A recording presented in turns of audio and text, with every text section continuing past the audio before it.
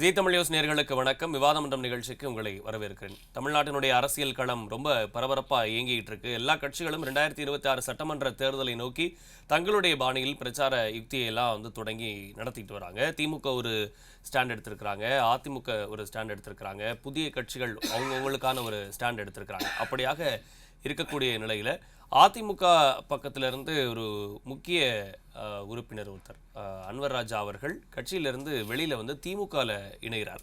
அதே நேரத்தில் எடப்பாடி பழனிசாமி எல்லா இடங்கள்லையும் சூறாவளி சுற்றுப்பயணம் மேற்கொண்டுட்டு இருக்கிறாரு. அந்த சுற்றுப்பயணத்துல எல்லாம் மற்ற கட்சிகளுக்கு அழைப்பு விடுக்கிறாரு. ஆனால் யாருமே அதை அக்செப்ட் பண்ணுற மாதிரியான ஒரு சமிக்கைகள் கொடுக்கவே இல்லை. அன்வர் ராஜா வெளியே வர்றதுக்கு முக்கியமான காரணம் என்ன சொல்லிட்டு வர்றாருன்னா, பாஜக அதிமுகவை அழிக்க பார்க்கிறது அப்படின்னு சொல்றாரு. இதனால சிறுபான்மையினருடைய வாக்குகள் குறையலாமா அப்படின்ற ஒரு கேள்வி இருக்கு. இவ்வளோ பிரச்சனைகளுக்கு மத்தியில் எடப்பாடி பழனிசாமிக்கு என்ன மாதிரியான வாக்கு சதவீதம் கிடைக்கும் அப்படின்ற கேள்விகளும் இருக்கு. இது தொடர்பாகத்தான் இன்றைய விவாதமன்றம் நிகழ்ச்சியில் நாம் பேச இருக்கிறோம். இந்த இன்றைய விவாதமன்றத்தினுடைய தலைப்பு கூட்டணி ஆட்சி விவகாரம், அதிமுகவை விழுங்க பார்க்கிறதா பாஜக, கேள்விக்குறியாகும் சிறுபான்மையினர் வாக்கு. நம்மோடு சிறப்பு விருந்தினர்களாக 4 பேர் இணைகிறார்கள். அரங்கத்திலிருந்து முதலாவதாக மூத்த பத்திரிகையாளர் திரு துரைக்கருணா அவர்கள், அரசியல் விமர்சகர் அதிமுகவினுடைய ஆதரவாளர் திரு விஜயகுமார் அவர்கள், பாஜகவிலிருந்து திரு தூத்துக்குடி செல்வம் அவர்கள், அரசியல் விமர்சகர் திரு தேனி கர்ணன் அவர்கள். அனைவருக்கும் வணக்கம். விஜயகுமார் சார், முதல்ல உங்ககிட்ட இருந்து ஒரு பரபரப்பான சூறாவளி பயணத்தை நடத்திட்டு இருக்காரு எடப்பாடி பழனிசாமி. தமிழகத்தை காப்போம் அப்படின்னு சொல்லியிருக்கிறாங்க. இதில் எல்லாருக்கும் ஒரு அழைப்பு எடுக்கிற மாதிரி தெரியுது. ஆனால் கூட்டணி ஆட்சியில் எங்களுக்கு தமிழ்நாட்டு மக்கள் கூட்டணி ஆட்சியை விரும்பினதே கிடையாது, ஒற்றை ஆட்சியை தான் விரும்புகிறாங்க அப்படின்ற ஒரு ஸ்டேட்மெண்ட் கொடுக்குறாரு. ஆனால் மற்ற எல்லா கட்சிகளையும் எங்கள் கூட கூட்டணிக்கு வாங்க அப்படின்னு ஒரு அழைப்பு எடுக்கிறாரு. ஆனால் சீமானோ விஜயோ யாருமே அந்த இடத்துக்கு வர்றதுக்கு தயாராக இருக்கிற மாதிரி தெரியல. என்ன அவருடைய திட்டம்?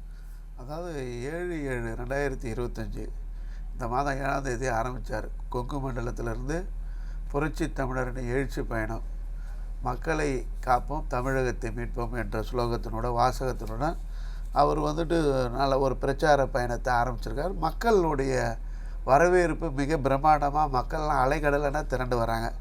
கொங்கு மண்டலத்தில், விழுப்புரத்தில், சிதம்பரத்தில், சீர்காழியில், நாகப்பட்டினத்தில், இப்படி எல்லா ஊர்லேயும் அவர் கலந்து கொள்கிற கூட்டத்தில் பார்த்திங்கன்னா மக்கள் மிகப்பெரிய ஆதரவு, அதை வரவேற்பு.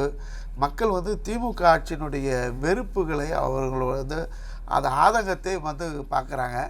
அதாவது மீண்டும் அண்ணா திராவிட முன்னேற்ற கழகமே தமிழகத்தை ஆள வேண்டும் அப்படின்றது மக்களுடைய எழுச்சியிலிருந்தே தெரியுது. அது இல்லாமல் எங்கள் புரட்சி தமிழர் எடப்பாடியார் அவர்கள் பூத் கமிட்டி அமைக்க வச்சதுக்கு ஒரு 10 பேர் பூத் கமிட்டி அமைச்சார்.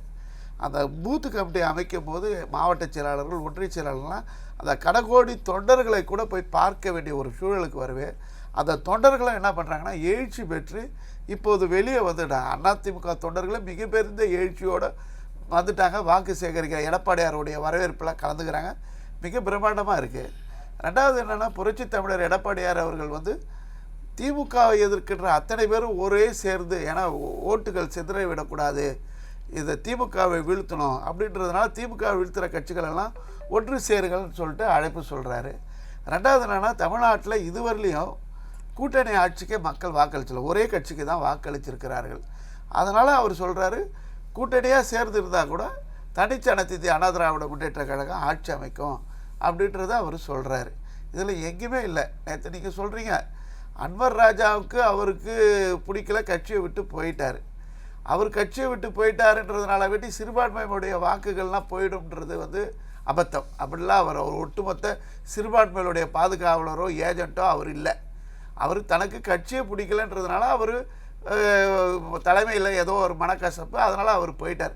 எப்பவுமே ஒரு கட்சியிலேருந்து இன்னொரு கட்சிக்கு போகும்போது இருக்கிற கட்சியை குறை சொல்கிறதும், அதை போய் சேர்ற கட்சியினுடைய தலைவரை புகழ் பாடுறதும்லாம் தமிழ்நாட்டில் எல்லாம் வாடிக்கையாக நடந்தது, எல்லோரும் பார்த்து கொண்டு இருப்பது. அது மட்டும் வாடிக்கை இல்லை. இப்போ எப்படி வாடிக்கை இருக்குன்னா, இப்போ அதிமுக பாஜகவில் ஏற்கனவே கூட்டணியிலேருந்து வெளியே வந்தப்போ எல்லாரும் என்ன சொன்னாங்க அப்படின்னா, சிறுபான்மையினர் எங்களை ஓட்டு கேட்கறதுக்கு கூட அந்த பக்கம் எங்களை அழைச்சிட்டு போக மாட்டாங்க பாஜக கூட்டணியில் இருந்தப்போ. இப்போ வெளியில் வந்ததுக்கு அப்புறம் தான் அவங்களுடைய ஆதரவு எங்களுக்கு இருக்குது, அதனால தான் எங்களுக்கு வெற்றி வாய்ப்பு இருக்குது அப்படின்னு சொன்னவங்க இப்போ மறுபடியும் பாஜக கூட கூட்டணியில் இருக்கும்போது அந்த சிறுபான்மையினர் வாக்குகளை எடப்பாடி பழனிசாமி வாங்கிட்டு வரா?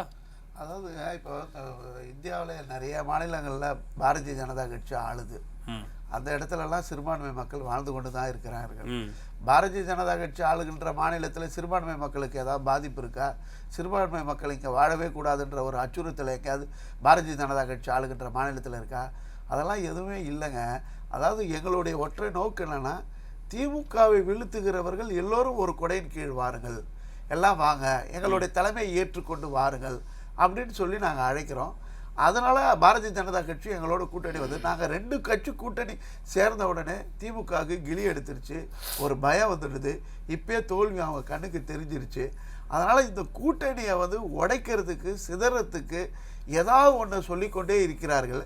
அதே போல் சிறுபான்மை மக்களுக்கு வந்துட்டு அனைத்து இந்திய அண்ணா திராவிட முன்னேற்ற கழக புரட்சித் தலைவர் எம்ஜிஆர் காலத்திலேருந்து இதே அம்மா காலத்திலேருந்து எங்கள் எடப்பாடியார் காலத்து வரலையும் நாங்கள் வந்து சிறுபான்மை மக்களுக்கு பாதுகாவலும் உற்ற தோழனாகவும் இருந்து கொண்டே இருக்கிறோம் நாங்கள். அதனால் சிறுபான்மை மக்களை இவங்க திமுக என்னென்னா 3 தேர்தலையும் பொய்யான வாக்குறுதி, பொய்யை சொல்லியே 2019, 2021, 2024 3 தேர்தல்களையும் வெற்றி பெறுவதற்கு சிறுபான்மைகளுடைய வாக்குகள் காரணம். அதே பொய்யை சொல்லி இவர்கள் இந்த வாட்டி ஆட்சிக்கு வர்றதுக்கு நினைக்கிறார்கள். அது நடக்காது. ஏன்னா கூட்டணி ஆட்சியில வந்து ஐ மீன் ஆட்சியில பங்கு அப்படின்றது தான் வந்து அமித்ஷா வந்து சொல்லிட்டு போறாரு. ஆனா எடப்பாடி பழனிசாமி வந்து அதை விரும்பல. இல்லை அதுதான் அமித்ஷா அவர் சொன்னதை முழுசு நீங்க கேட்டிருந்தீங்கன்னா, அதிமுக தலைமையில் தான் ஆட்சி அமைக்கும் தான் சொன்னாரே தவிர வேற கூட்டணி, அதாவது வந்து நாம் சேர்ந்த கூட்டணி ஆட்சி அமைக்கணும்னா அனைத்து இந்திய அண்ணா திராவிடங்கள் மெஜாரிட்டியாக வெற்றி பெற போகிறது நாங்கள் தான். அந்த 117 இலக்கை தாண்ட போகிறோம். அந்த 117 இலக்கு இல்லாமல் நீங்கள் சொல்கிறா அன்றைக்கி தேர்தலெலாம் முடிஞ்சதுக்கப்புறம் கூட்டணி கட்சிகள் கூடி முடிவு பண்ணுவார்கள். நாங்கள் தான் தனி பெரும்பான்மையோடு வெற்றி பெற போகுது அதிமுக. தனி பெரும்பான்மையோடு வெற்றி பெறும் போது நாங்கள் எதுக்கு ஆட்சியில் பங்கு கொடுக்குறோம்? நாங்கள் எதுவும் ஏமாளிகள் அல்லன்றது எடப்பாடியார் சொல்லியிருக்கிறார். 2வது சொல்கிறேன், இந்த சிறுபான்மை மக்களை வந்து திமுக ஏமாத்துறதுக்கு இது ஒன்று சொல்லி முடிக்கிறேன்.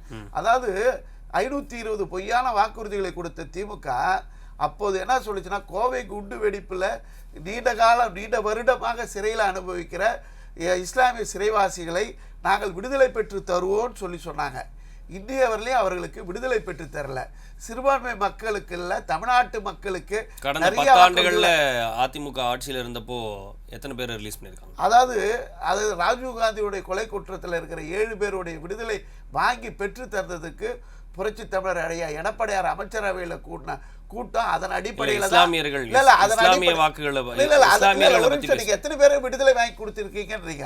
தூக்கு கயிறத்தை முத்தமிட்டவங்களுக்கு விடுதலையை பெற்று தந்தது புரட்சி தமிழருடைய எடப்பாடியார் அமைச்சரவை. அதை வச்சுதான் உச்ச நீதிமன்றத்தில் வழக்கு போகுது. 11/11/2022 உச்சநீதிமன்றம் தீர்ப்பு சொல்லுது, தமிழக அமைச்சரவை கூடி எடுத்த முடிவின்படி அவர்களை விடுதலை செய்யலாம்னு சொல்லி. அப்படி விடுதலை பெற்று கொடுத்தது நாங்கள் தான். அடுத்தது இந்த இஸ்லாமிய சிறைவாசிகளுக்கும் விடுதலை பெற்று தருவதற்கு தயாராக இருந்தபோது இங்கே ஆட்சி மாற்றம் ஏற்பட்டுச்சு. திமுக இவர்கள் சொன்னார்கள், கையில் ஆட்சிக்கு வந்தவர்கள் அவர்களே விடுதலையை வாங்கி தருவார்கள் என்று இஸ்லாமிய மக்கள் எதிர்பார்த்தார்கள். ஆனால் இஸ்லாமிய மக்களுக்கு இவர்கள் வாயில மண்ணை போட்டிருக்கிறாங்க, பொய்ய சொல்லியிருக்கிறாங்க. அதனால் இஸ்லாமிய மக்களுக்கு வந்துட்டு எப்போதும் திமுக அவர்களை வாக்கு வங்கியாவை மட்டுமே தான் பயன்படுத்துமே தவிர இஸ்லாமிய மக்களை தன் பாதுகாப்பு ஜாதி மதம் பேதம் இல்லாத ஒரு கட்சி தமிழ்நாட்டில் அரசியல் செய்து ஆட்சி நடத்தியது என்றால் அது அனைத்து இந்திய அண்ணா திராவிட முன்னேற்ற கழகம் தான். சரி, வரேன். தேனிகண்ணன் சார் வணக்கம். எடப்பாடி பழனிசாமி ரொம்ப வேகமாக பிரச்சாரத்தை முன்னெடுத்து எல்லா ஊர் மக்களையும் போய் சந்திச்சுக்கிட்டு இருக்கிறாரு. இந்த நேரத்தில் வந்து அன்வர் ராஜா கட்சியிலேருந்து வெளியில் வந்து திமுகவில் போய் இணைகிறார். அவர் கட்சியிலேருந்து வெளியில் வந்துட்டா கூட பெருசாக தெரிஞ்சிருக்கிறாரு. அவர் நேராக திமுகலே போய் இணைகிறாரு. ஒரு பக்கம் வந்து எடப்பாடி பழனிசாமி எல்லா கட்சிக்கும் வாங்க, எல்லாரும் திமுகவுக்கு எதிர் மனநிலையில் இருக்கிறவங்கலாம் வாங்க அப்படின்னு சொல்லி எல்லாரையும் ஒருங்கிணைக்க முயற்சிக்கிறாரு. அதே நேரத்தில் ஏற்கனவே அதிமுகவில் வந்து பிளவுபட்டு வந்து ஒருங்கிணைப்பதற்கான முயற்சியில் இருக்கிறாரா அப்படின்றது தெரியல. இப்போ எடப்பாடி பழனிசாமி எடுத்திருக்கக்கூடிய இந்த பிரச்சார யுக்தி, அன்வர் ராஜா வெளியே போனது, இதெல்லாம் எப்படி பார்க்குறீங்க? என்ன ஸ்ட்ராட்டஜி? இல்ல, திமுகவுக்கு எதிராக நாம எல்லாம் கூடுவோம்னா திமுகவுக்கு எதிராக இல்ல, ஆதரவாக ஆள் சேர்க்கிறார் திரு எடப்பாடி பழனிசாமி அவர்கள். திமுகவுக்கு எதிராக இந்த வருகின்ற சட்டமன்ற தேர்தல் காத்துட்டு இருக்கு. அதுக்கு திமுகவுக்கு எதிராகத்தான் அவர் வந்து பிரச்சாரத்துல மேற்கொள்ளல. ஏன்னா பிரச்சாரத்துல அவருடைய ஒவ்வொரு பேச்சுகளும் பார்க்கும் பொழுது ஒரு தொண்டன் கேட்கிறார், அவர் பிரச்சார இந்த கூட்டத்துல ஒரு தொண்டன் கேட்கிற, ஐயா கட்சி எப்ப ஒண்ணு சேர்ப்பீங்க, எப்ப பிரிந்த தலைவர்கள் ஒண்ணு சேருவாங்கன்னு போது அது கோர்ட்ல கிடக்கு அப்படின்னு சொல்றாரு. அதான் சொல்றாரு, ஒரு பொறுப்பற்ற தன்மையில பேசுறாரு திரு எடப்பாடி பழனிசாமி அவர். அப்படி இருக்கும்போது தன்னுடைய குடும்பத்துல பிரச்சனை, இந்த பிரச்சனையை முடிக்க எடப்பாடி பழனிசாமிக்கு முடியல. இதுல புடிச்சுக்கிட்டு பிஜேபி அவருடைய, நான் நல்லா புரிஞ்சுக்க சுரேஷ், அவர் எங்க போனாலும் அதிமுக தொண்டருடைய குரல் வரல. பாரத் மாதா கி ஜெய், பாரத் மாதா கி ஜெய்னு தான் குரல் வருது. அப்படி பாக்குற போது பிஜேபிக்கு பிரச்சாரம் பண்ற மாதிரி எங்களை போன்ற அதிமுக கடற்கோடி தொண்டர்களுடைய எண்ணங்கள் அப்படிதான் இருக்கு. ஏன்னா அதிமுக தொண்டங்க இல்லையே, பாஜகவுடைய தொண்டர்கள் அதிகமா இருக்காங்க, பாஜக கொடி தான் அதிகமா இருக்கும் பொழுது எப்படி அன்வர் ராஜா அங்க இருப்பாரு? அன்வர் ராஜா எப்படி இருப்பார்? ஒரு சிறுபான்மை மக்களுடைய ஒரு பிரதிநிதித்துவமா இருக்கக்கூடிய ஒரு மனுஷன், அம்மா அவர்களால் ஆசீர்வதிக்கப்பட்ட ஒரு மனுஷன், முழுக்க அதிமுக கொள்கைக்கு விரோதமாக, அதே போல அம்மாவுக்கு விரோதமாக, அம்மாவுடைய கொள்கைக்கு விரோதமாக எடப்பாடி பழனிசாமி செயல்பட்டு கொண்டிருக்கும் பொழுது எப்படி அன்வராஜா இருப்பாரு? எப்படி சிறுபான்மை மக்கள் அதிமுக வாக்களிப்பாங்க? எப்படி சார் வாக்களிப்பாங்க? அப்படி இருக்கும் பொழுது திமுகவுக்கு எதிராக நாங்கெல்லாம் ஒண்ணு சேருவோம் அப்படின்னா, நாங்களாம் திமுகவுக்கு ஆதரவா இருக்கோம்? இல்லையே, நீ தான் ஆதரவா இருக்க, நீங்க தான் ஆதரவா இருக்கீங்க எடப்பாடி பழனிசாமி. ஏன்னா தன்னுடைய பிரச்சனையை முடிச்சிட்டாலே போதுமானது, எங்களுக்கு யாருடைய தயவும் தேவையில்லை. முதல்ல பிரிந்து கிடக்கக்கூடிய தலைவர்களை ஒண்ணு சேர்ப்பா அப்படின்னு தொண்டர்கள் குரல் எழுப்புறாங்க. அது ஓப்பனாவே அவருடைய பிரச்சாரத்திலே சொல்லிட்டாங்க, எடப்பாடி பழனிசாமி மூஞ்சிலே சொல்லிட்டாங்க.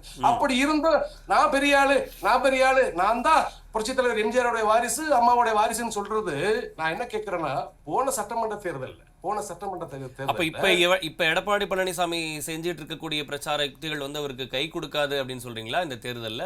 ஒரு காலத்தையும் கை கொடுக்காது. அதான் சொல்ல வரேன் சுரேஷ். நான் என்ன சொல்ல, போன சட்டமன்ற தேர்தலில் 36% வாக்குகள், 45% அதிமுகவினோட வாக்கு வங்கி, அதை 36% ஆக்குனது யார்? எடப்பாடி பழனிசாமி. ஆனா அன்னைக்கு ஓபிஎஸ் அவர்கள் உடன் இருந்தார்கள். அப்படி ஓபிஎஸ் அவர்கள் உடன் இருக்க போய்தான் 36% கைப்பற்றினார், அந்த எதிர்கட்சி தலைவரா இருந்தாரு. அதுக்கு அடுத்தபடியா நாடாளுமன்ற தேர்தல் இப்ப அனுசர முடிஞ்சிச்சு, அதுல பாருங்க 21%. அப்ப எந்த அளவுக்கு அதிமுக தொண்டர்களையும் பொதுமக்களையும் வேதனைப்படுத்தியிருக்கிறார், அவங்க இவரை புறக்கணித்திருக்கிறார்கள். இதை நீங்க புரிஞ்சு பார்த்துக்கணும். இந்த எடப்பாடி பழனிசாமியை புறக்கணிச்சிருக்காங்கன்னு பார்த்துக்கணும். இதுல பிடிச்சுக்கிட்டு நீங்க அதுதான் சொல்ற, ஒரு திராவிட இயக்கம் அம்மா முறி வச்சாங்க, இனி ஜாதிவாத இயக்கத்தோடும் மதவாத இயக்கத்தோடும் ஒரு காலத்திலும் அனைத்து அண்ணா திராவிட முன்னேற்ற கழகம் கூட்டணி வைக்காதுன்னு சொன்னாங்க. அத தொண்டர்களும் சரி பொதுமக்களும் சரி மனசுல பதிஞ்சிருக்கிறாங்க. அப்படின்ற போது உங்களுடைய சுயநலத்துக்காக, உங்களுடைய பதவி ஆசைக்காக, உங்களுடைய வழக்கிலிருந்து தப்பிக்கிறதுக்காக பின்னாடி தோல்ல தூக்கி போட்டிருக்கீங்க பாஜகவை. நான் என்ன கேட்கிறேன்னா, சிறுபான்மையினர் வாக்கு தேவையில்லை, பாஜகவுடைய வாக்கு சரியா இருக்கு அப்படின்னா, பாஜகவுல இருக்கக்கூடிய தொண்டர்கள் அத்தனை பேருமே ஒன்ன பிடிக்காம தானே போயிருக்கானுவ, உங்களுடைய தலைமையை பிடிக்காம தானே போயிருக்கானுவ, எடப்பாடி பழனிசாமியை பார்த்துதான் போயிருக்கானு பாஜகவுக்கு அதிமுக தொண்டை. மறுபடியும் நான் பாஜகவோட நான் ஒண்ணு சேர்ந்து நான் பாத்துருவேன், இனி பெரிய இயக்கம் எனக்கு கூட போனது. பெரிய இயக்கம் யாரு ஒரு கூட்டணி வைக்க போறாங்க? பெரிய இயக்கம் ஒண்ணு கூட்டணி வரப்போகுதுன்னு இப்ப சொல்லியிருக்கிறாரா? பெரிய ஒரு இயக்கம் நான் கூட்டணி வைக்க போறேன் அப்படின்னு சொல்லியிருக்கிறாரா? நான் என்ன அந்த பெரிய இயக்கம் யாரா இருக்கும் அப்படின்னு நினைக்கிறீங்க? அவர் எல்லா இயக்கத்துக்கும் கேள்வி கேட்கிறாரு, எல்லாத்தையுமே எல்லாரையும் அழைப்பு எடுக்கிறாரு, வாங்க எல்லாரும் வாங்க அப்படின்னு சொல்லி கூப்பிடுறாரு. அது விஜய்க்கும் பொருந்தும், நாம் தமிழருக்கும் பொருந்தும் அப்படின்ற மாதிரி அவருடைய பேச்சு இருக்கு. எந்த பெரிய கட்சி அவரை நம்பி வருவாங்க? இல்ல, நாம் தமிழர் அவருடைய கொள்கை வேறு, கோட்பாடு வேறு. அதுக்கடுத்தபடி விஜய் அவர்கள் முதலமைச்சர் வேட்பாளர், அவருடைய இயக்கத்துக்கு அவரு முதலமைச்சர் இருப்பார். அவர் எப்படி எடப்பாடி பழனிசாமியை ஆதரிப்பாரு? அதுக்கடுத்தபடி அவர் சொல்லக்கூடிய திரு எடப்பாடி பழனிசாமி அவர்கள் கூறக்கூடிய ஒரு பெரிய இயக்கம்னா திரு மன்சூர் அலிகான் ஒரு இயக்கம் வச்சிருக்காரு, அவரும் வச்சிருக்காரு. அவரைத்தான் நாங்க நினைக்கிறோம், திரு மன்சூர் அலிகானை தான் பெருசா நினைக்கிறான்னு நாங்க நினைக்கிறோம். இப்போ ஓபிஎஸ் கூட்டணியில பாஜகவோட கூட்டணியில இருந்தாரு, இப்போ அதை மட்டும் மக்கள் ஏத்துக்கிட்டாங்களா? இல்ல, ஒரு விஷயம் சார், மத்தியில் ஆளக்கூடிய பாஜகவுடைய தயவு எப்பயுமே தேவை. ஆனா பாஜகவோட எந்த அளவுக்கு அணுகுமுறை வைக்க வேண்டும், அதுல அண்ணன் ஓபிஎஸ் சரியா இருக்கிறாங்க, தினகரன் சரியா இருக்காங்க, சின்னம்மாவும் சரியா இருக்கிறாங்க. நம்மளோட இயக்கத்துக்கு ஆபத்து வரக்கூடாது. இப்ப எடப்பாடி பழனிசாமிக்கு தமிழகம் முழுக்க வேண்டாம் அதிமுக என்ற பேர்ல கிளைக்கழகம் இருக்கலாம். ஏன்னா 2 பேர் இருப்பான், ஒரு 10 பேர் அதிமுக கட்சிக்காரர் இருக்காங்க, 2 பேரு எடப்பாடி ஆதரவு. அந்த 2 பேரும் இன்னைக்கு பிஜேபி காரனா மாறி இருக்காங்க. இதுக்கு காரணகர்த்தா யாரு? எடப்பாடி பழனிசாமி தானே. அப்படின்ற பொழுது எடப்பாடி பழனிசாமிக்கான ஆதரவே இல்ல, எல்லாம் பாஜகவுக்கான ஆதரவா தான் இருக்கு அப்படின்னு தான் உங்களுடைய குற்றச்சாட்டா இருக்கு. முழுக்க முழுக்க நான் என்ன சொல்ல வரேன், இந்த இருக்கக்கூடிய ஒரு 2% தொண்டர்கள், நான் என்ன சொல்ல வரேன், ஒரு ஊருக்கு 10 பேர் இருப்பா அதிமுக காரன், அந்த 10 பேர்ல 2 பேரு எடப்பாடி பழனிசாமி, இந்த 2 பேரும் இன்னைக்கு பிஜேபிக்கு ஆதரவா இருக்கிறான். ஏன்னா எடப்பாடி பழனிசாமியே விட்டுட்டு வெளியே வந்து பிஜேபிக்கு ஆதரவு, அதுதான் அவர் போற இடத்துல எல்லாம் பாருங்க பாரத் மாதா கி ஜெய். அதிமுகவுடைய ஒரு பிரச்சாரம், திருமுனை பிரச்சாரம், ரோட் ஷோ நடக்குது. அதுல வந்து அதிமுக தொண்டனுடைய குரலே கிடையாது சார். முழுக்க முழுக்க பாஜக தொண்டர்கள் குரல். அந்த பாஜக தொண்டர்கள் யாரு? அதிமுகவில் பயணிச்சவங்க. அவங்க எல்லாம் அதிமுக ரத்தத்தின் ரத்தங்கள். அவங்க எல்லாம் போக காரணம், பாஜக போக காரணம் யாரு? எடப்பாடி பழனிசாமி என்ற ஒரு சுயநலவாதி தான். சரி, வரேன். செல்லும் சார் வணக்கம். அதிமுகவை வந்து பாஜக அழிக்க பார்க்கிறது அப்படின்னு சொல்லி அன்வர் ராஜா கட்சியிலேருந்து வெளியில வந்து திமுகவில் இணைகிறாரு. இப்போ இதுக்கு முன்னாடி வந்து சிறுபான்மையினர் வாக்குகள்லாம் வந்து எங்களுக்கு கிடைக்கல, அதிமுக பாஜக கூட்டணி வந்து முறிந்த பிறகு அவங்க எல்லாரும் வந்து பலமாக சொன்ன விஷயம் என்னன்னா, பாஜகவோட கூட்டணி இல்லாமல் இருந்தப்போ தான் எங்களுக்கு நிறைய வாக்கு சதவீதம் வந்து கிடைக்குது, சிறுபான்மையினர் வாக்குகள் கிடைக்குது, அப்போ தான் மக்கள் எங்களை நம்புகிறாங்க அப்படின்னு ஒரு ஸ்டேட்மெண்ட் வந்து கொடுத்துருந்தாங்க. இனிமேல் கூட்டணியே கிடையாது அப்படின்ற ஒரு விஷயத்தையும் தெளிவாக ரொம்ப ஆழமாக சொல்லியிருந்தாங்க. ஒரு 6-7 மாதம்தான் ஆயிருந்துச்சு, மறுபடியும் அமித்ஷா வந்து இந்த கூட்டணியை வந்து ஸ்ட்ராங் பண்ணிட்டு போயிருக்கிறாரு. இப்போது அன்வர் ராஜா வெளியில் வராரு. அப்போ நிறைய பேர் அதிருப்தியில் இருக்கிறாங்களா? அதிமுகவில் பாஜகவோட கூட்டணி ஏற்பட்டதுனால அதிமுகவில் நிறைய பேர் அதிருப்தியில் இருக்கிறாங்களா? சீத்தமிழ் தொலைக்காட்சி நிறுவனத்திற்கு நெறியாளர் சகோதரர் சுரேஷ்குமார் அவர்களுக்கு, அதே போலவே என்னுடைய சக பங்கேற்பாளர்கள், அதிலும் மூத்த அண்ணா திராவிட முன்னேற்ற கழகத்தின் அகமும் புறமும் தெரிந்த அண்ணன் துரை கருணா, தம்பி விஜயகுமார் அல்லது அண்ணன் தேவை கருணா உள்ளிட்ட பங்கேற்பாளர்கள், அதே போலவே தொழில்நுட்ப கலைஞர்கள் உள்ளிட்ட அனைவருக்கும் என்னுடைய மாலை வணக்கம். அதாவது அண்ணா திராவிட முன்னேற்ற கழகத்துல வந்து உட்கட்சி பிரச்சனைகள் என்ன இருக்குங்கிறத பாரதிய ஜனதா கட்சி பெரிய அளவில் அக்கறை எடுத்துக்கொள்ள முடியாது, அது அவசியம் இல்லை. அதே நேரத்துல இன்றைக்கு மரியாதைக்குரிய அன்வர் ராஜா அவர்கள் அதிமுக இருந்து வெளியே போயிட்டாங்க, திமுகவுக்கு போயிட்டாங்க அப்படி சொன்னா, அதுக்கு முழுக்க முழுக்க ஏதோ பாரதிய ஜனதா கட்சியோடு அதிமுக கூட்டணி வைத்திருப்பதாலேயே அவர் போயிட்டாருன்னு சொல்லி நான் நினைக்கல. ஏன்னு கேட்டா அந்த துரை கருணாவும் அப்படி நினைக்க மாட்டாரு. ஏன்னு நடந்து முடிந்த ராஜ்யசபா தேர்தல்ல, நாடாளுமன்ற மாநிலங்களவை உறுப்பினர் தேர்தல்ல அவருக்கு வாய்ப்பு வழங்கப்படும் என்று அவர் எதிர்பார்த்தார். அது கிடைக்கல. ஒரு அரசியல் கட்சியில சார் அண்ணாவோடு முரண்பட்டு ஈவேக்கு சம்பத் வெளியே போயிருக்காரு. ஆனா அதுக்காக திமுக அன்றைய திமுக வந்து பிளவுபற்றல, சேதப்படல. அதே போலவே மக்கள் கழகம் எம்ஜிஆர் அவர்களிடத்திலிருந்து முரண்பட்டு எஸ்.டி. சோமசுந்தரம் வந்து மக்கள் கழகம் அவர்கள் ஆட்சி அதிகாரத்தில் இருக்கும் போதே அவர் வெளியே போய் நமது கழகம் என்று ஒரு கட்சி ஆரம்பிச்சாரு. அதெல்லாம் வந்து ஒரு சின்ன சின்ன நெருடல்கள் வரும், அதனால வெளியே போவாங்க.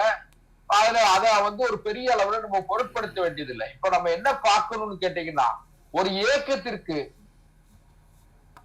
அந்த இயக்கம் தான் முகமும் முகவரியும், தலைமை அந்த இயக்கத்தை வழிநடத்தக்கூடிய தளபதிகள் தான் அடையாளம். அதனால திரு அன்வர் ராஜா அவர்கள் வெளியே போயிட்டதுனாலேயே அந்த கட்சியில மிகப்பெரிய அளவில் அந்த கட்சி பலகீனம். அன்வர் ராஜாவுக்கு வந்து மக்களவை தேர்தலில் சீட்டு கொடுக்கலன்றதுனால அவர் வெளியே போயிட்டாருன்றது உங்களுடைய கருத்தா இருக்கா? நான் அறிந்தவரை நிறைய முகம் தெரியாத புது நபர்களுக்கு தான் வந்து வாய்ப்பு கொடுத்தோம் அப்படின்றது தான் அவங்களுடைய ஸ்டேட்மெண்டா இருந்துச்சு. நிறைய பேர் யாருன்னே தெரியாம இருந்தவங்க தான் மக்களவை தேர்தலில் வாய்ப்பு கொடுக்கப்பட்டிருந்துச்சு. அதுதான் அதிமுகவுடைய பலமே. சுரேஷ் சார் வந்து அதிமுகவுடைய பலம் எப்படின்னு கேட்டீங்கன்னா, அந்த கட்சியில வந்து யாரு ஒரு சீனியரா இருக்க அன்வர் ராஜாவால புரிஞ்சுக்க முடியல அப்படின்னு சொல்றீங்களா? அதை அவர் அக்செப்ட் பண்ணிக்காம தான் அந்த விஷயத்த வெளியிடறாருன்னு சொல்ற மாதிரி இருக்கு. அதனால அவர் புதுமுகங்களுக்கு வாய்ப்பு கொடுத்துறீங்க, எனக்கு வாய்ப்பு கொடுக்கலன்னு சொல்லி ஒரு கோச்சுக்கிட்டு வெளியே போன மாதிரி சொல்றீங்க. இல்ல அப்படி அவர் அதுதான் என்னுடைய பார்வையில என்னுடைய யூகம் எப்படின்னு கேட்டீங்கன்னா, அன்வர் ராஜா அவர்கள் எதிர்பார்த்தது கிடைக்கவில்லை. அப்பவே வெளியே போயிருக்கலாம்ல சார். மறுபடியும் கூட்டணி வரும்போதுதான் வெளியில போறாரு, போயிட்டு பாஜக மேலதான் பழி சொல்றாரு.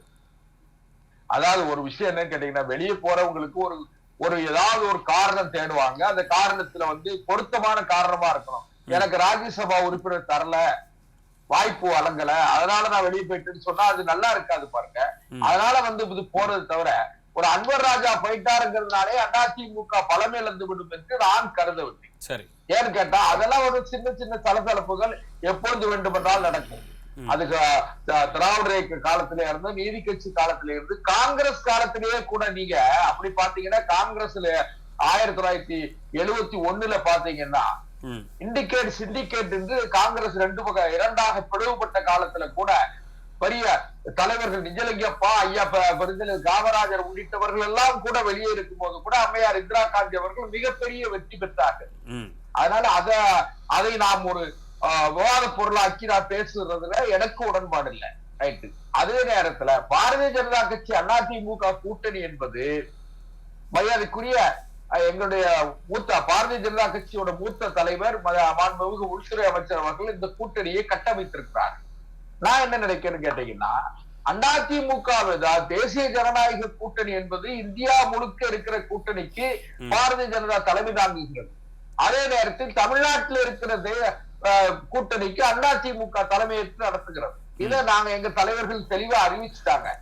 சரி, இதுக்கு பிறகு கூட இதுல ஒரு பெரிய சர்ச்சை அதிமுக தொண்டர்கள் கர்ணன் அவர்கள் சொல்ற கருத்தோடு நான் உடன்படல. ஏன்னு கேட்டீங்கன்னா, அண்ணன் கர்ணன் அவர்களுக்கு அந்த வாய்ப்பு அல்லது அவர் நேசிக்கிற தலைவர்களுக்கான வாய்ப்புகள் இன்னும் கிடைக்கவில்லை என்கிற ஆதங்கத்தில் அவர் பேசுறாருங்கிறதுக்காக நான் அதை பொருட்படுத்தல. சரி, அதே நேரத்துல இன்னும் கூட இந்த கூட்டணி விவகாரங்கள் எல்லாமே முழுமையாக நிறைவு பெற்று விட்டது என்று நினைக்காதீங்க.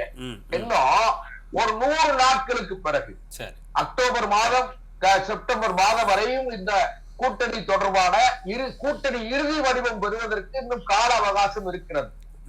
1 week is a long way. 1 week is a long tour.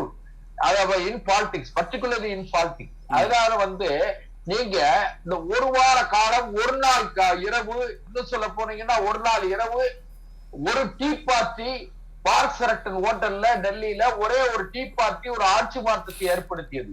ஒரு வெங்காயம் ஒரு ஆட்சி மாற்றத்தை ஏற்படுத்தியது. அதனால இன்னும் நிறைய விஷயங்கள்லாம் இருக்கு கூட்டணியில. இந்த கட்சி இந்த கட்சி இப்படியே இருப்பார்கள், அந்த கட்சி அப்படியே இருப்பார்கள், இவர்கள் இவர்களோடு பயணம் பண்ணுவார்கள் அல்லது அவர்கள் அவர்களோடு தான் பயணம் செய்வார்கள் என்று நீங்க நினைக்காதீங்க. திமுக கூட்டணியிலும் ஒரே ஒரு நிமிஷம், திமுக கூட்டணியிலும் சலசலப்பு இருக்கிறது. திமுக கூட்டணியில இருந்து சில கட்சிகள் இடமாறு தோற்றப்பிழைக்கு தயாராக இருக்கிறார்கள். சில நிபந்தனைகளை பேச்சுவார்த்தையில தொடங்கிட்டதா சொல்றாங்க. இன்னும் அதிகார பகிர்வை நோக்கி அவர்கள் நகர்ந்து கொண்டிருப்பதாக கூட சொல்கிறார்கள். அதனால இன்னும் நிறைய விஷயம் இருக்கு. இன்னும் கப்பலை செலுத்தக்கூடிய மாலுமிகளுக்கு இடத்திலே கூட சில மாற்றங்கள் ஏற்படுவதற்கான வாய்ப்பு இருக்கிறது. இன்னும் நிறைய விஷயங்களை நாம பொது வெளியில நாகரிக குறைவான வார்த்தைகளாலே நான் விமர்சிக்க எந்த காலத்திலும் விமர்சிப்பது இல்லை, அது விமர்சிக்க வேண்டியதில்லை. இன்னும் ஒரு 100 நாள் நாம இதே மாதிரி விவாதங்கள், சந்தேகங்களும் வினாக்களும், விடை தெரியாத கேள்விகளும், விடை தெரியாத பதில்களும் இன்னும் நிறைய இருக்கு. அதனால சுரேஷ் சார் தேர்தல் அன்னைக்கு காலையில 8 மணி லைவ் வரைக்கும் இந்த ட்விஸ்ட் இருந்துகிட்டே தான் இருக்க போது. இருந்துகிட்டே தான் இருக்கும். துரைக்கண்ணா சார் வணக்கம். ஆட்சியில் பங்கு அப்படின்ற ஒரு விஷயம் இந்த ஒரு 6 மாத காலமாகவே ரொம்ப பரபரப்பாக பேசப்படக்கூடிய ஒரு விஷயம். எடப்பாடி பழனிசாமி கொஞ்சம் முன்னாடியே சுற்றுப்பயணத்தை தொடங்கி எல்லா இடத்துக்கும் பயணப்பட ஆரம்பிச்சிட்டாரு. கூட்டணிக்கு எல்லாருக்கும் அழைப்பு எடுக்கிறாரு. அன்வர் ராஜா கட்சியிலேருந்து வெளியில் போகிறாரு. இதை எப்படி பார்க்குறீங்க? இந்த தேர்தல் களம் எடப்பாடி பழனிசாமிக்கு சாதகமாக இருக்கா? நடைபெறப்போகிற 2026 சட்டப்பேரவை தேர்தல் என்பது எல்லா அரசியல் கட்சிகளுக்குமே ஒரு பெரிய சவாலான விஷயமாக தான் இருக்கிறது. இந்த பிரதான கட்சிகளான திராவிட முன்னேற்ற கழகம், அனைத்து இந்திய அண்ணா திராவிட முன்னேற்ற கழகம், இந்த 2 பெரும் அரசியல் கட்சிகளை தவிர்த்து இந்த கட்சிகளோடு அணி சேர்ந்திருக்கிற எல்லா கட்சிகளுமே கூட்டணி ஆட்சி என்கிற அந்த கோஷத்தை, குரலை எழுப்பி வருகிறார்கள். திராவிட முன்னேற்ற கழகத்தில் அங்கே வைத்திருக்கிற இந்திய தேசிய காங்கிரஸ் கட்சியிலிருந்து அந்த குரல் பெரும்பாலும் வந்துக்கிட்டு இருக்குன்னு நம்ம பார்க்குறோம். டெல்லி வரைக்கும் கடிதங்கள் எழுதுகிறாங்க. கட்சியினுடைய மாநில துணைத் தலைவர் வெளிப்படையாகவே எங்களுக்கு துணை முதலமைச்சர் வேணும் கூட்டணி ஆட்சிங்கிறதோட. இன்னொன்று, பெருந்தலைவர் காமராஜர் காலத்திலிருந்து பயணித்து வருகிற திருச்சி வேலுசாமி, காங்கிரஸின் மூத்த தலைவர்கள் ஒருவர், அவர் கூட்டணி ஆட்சி தான், அதில் 2 அமைச்சர் நிச்சயம் இடம்பெறணும். போக பார்த்தா அந்த 2 அமைச்சர்கள் யாருன்னு கூட அவர் பட்டியல் சொல்லிடுவார் போல இருக்கு. அந்த அளவுக்கு அவங்க ஆர்வத்தோடு இருக்காங்க. அதில் இருக்கிற விசிகாவுமே நாங்கள் வந்து ஆட்சி அதிகாரத்தில் பங்கு என்பது தொடக்க காலம் முதல் எங்கள் குரல் காலம் கனியட்டும்னு காத்திருக்கிறோம் அப்படிங்கிற மாதிரி சொல்கிறாங்க. இங்கே அண்ணா திராவிட முன்னேற்ற கழகத்தில் தலைமையிலான கூட்டணியில் பாரதிய ஜனதா கட்சி பங்கேற்கும் என்பதை தொடர்ந்து பேசி வருகிறார்கள் பாஜக தரப்பிலிருந்து. இந்த கூட்டணியை கட்டமைத்த அமித்ஷாவே அப்படி தான் சொன்னார். அது என்டிஏ கூட்டணி தமிழகத்தில் ஆட்சி அமைக்கும், அது அதிமுக தலைமையில் அப்படின்னு. கூட்டணி ஆட்சியா அல்லது கூட்டணி ஆட்சி நடக்குமா அப்படிங்கிற இந்த கமா புல் ஸ்டாப்பில் இப்போ கூடிக்கிட்டு இருக்கு. ஆனால் கடந்த வாரம் திரு அமித்ஷா தெளிவுபடுத்திட்டார். ஒரு ஆங்கில பத்திரிகை நாளிதழுக்கு அளித்த பேட்டியில் அந்த செய்தியாளர் கேட்குறார், அண்ணா திராவிட முன்னேற்ற கழகத்தின் தலைமையிலே அமையவிருக்கிற அமைச்சரவையில் பாஜக பங்கேற்குமா? எஸ், ஆமாங்கிறார். ஓகே, பங்கேற்கும் அப்படின்னு தெளிவுபடுத்துகிறார். இன்னொன்று நம்ம பார்த்தோம்னா கடந்த 2 ஆண்டுகளுக்கு முன்பிருந்தே முன்னாள் பாஜகவின் மாநில தலைவர் அண்ணாமலை காலத்திலிருந்தே தமிழ்நாட்டில் அடுத்து 2026 என்டிஏ தலைமையில் தான் ஆட்சி அப்படின்னு தான் பேசிட்டு வந்தாங்க.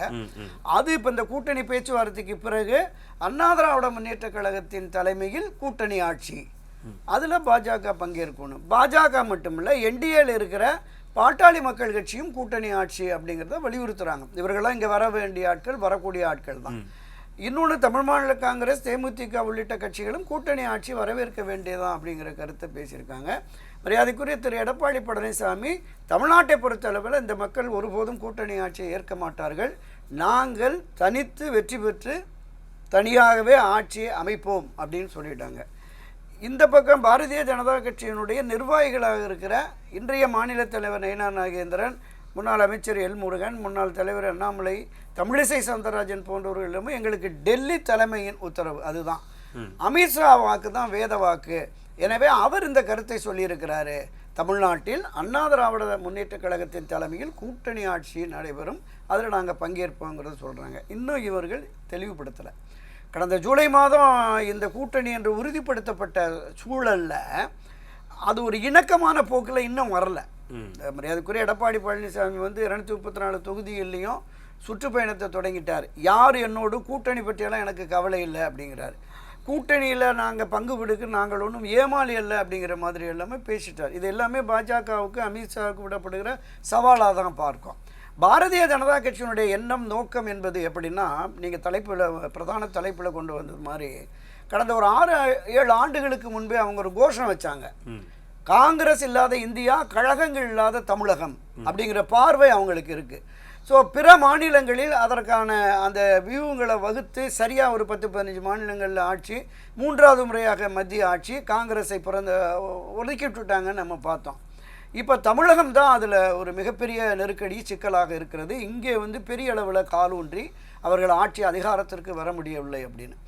இப்போ அதற்கான நோக்கம், அதற்கான பார்வை, அதற்கான வியூகம் இங்கே வந்து விட்டதோங்கிற மாதிரி பார்வை தான் நமக்கு இருக்கிறது. ஏன்னா திரு எடப்பாடி பழனிசாமி தலைமையிலே இருக்கிற அண்ணா திராவிட முன்னேற்ற கழகம் பலகீனமான நிலையில் இருப்பதால் தான் இவர் எடப்பாடியை டெல்லிக்கு தூக்கி கொண்டு உட்கார வச்சு அவங்க உடன்பாடு வர்றாங்க. அவர் ஒரு வாரமாக அவர் வாயிலிருந்து எதுவுமே வரல. ஒரு வலுவான கூட்டணியை நாங்கள் தொடக்க புள்ளியாக என்டிஏவை நாங்கள் வந்து சேர்ந்துட்டோம், பேசிட்டோம் அப்படின்னு அவர் சொல்லவே இல்லை. அதனால தான் திரு அமித்ஷா என்ன பண்ணார், நேராக இங்கே டெல்லி, இங்கே சென்னைக்கே வந்துட்டார். இங்கே திரு எடப்பாடி அவர்களை நட்சத்திர விடுதிக்கு வரவழைச்சு அங்கே உட்கார வச்சு டிக்ளேர் பண்ணிட்டு போயிட்டார். அப்போவே அந்த அவருடைய உரையை மொழிமாற்றம் செய்த அந்த டிரான்ஸ்லேட்டருடைய தவறு தான் கூட்டணி ஆட்சின்னு அவர் அப்படியெல்லாம் சொல்லலைன்னாரு. டெல்லி போய் உறுதியாக சொல்லிட்டாரு. இங்கே வந்து பத்திரிகை அளித்த பேட்டியிலையும் உறுதியாக சொல்லிட்டாரு.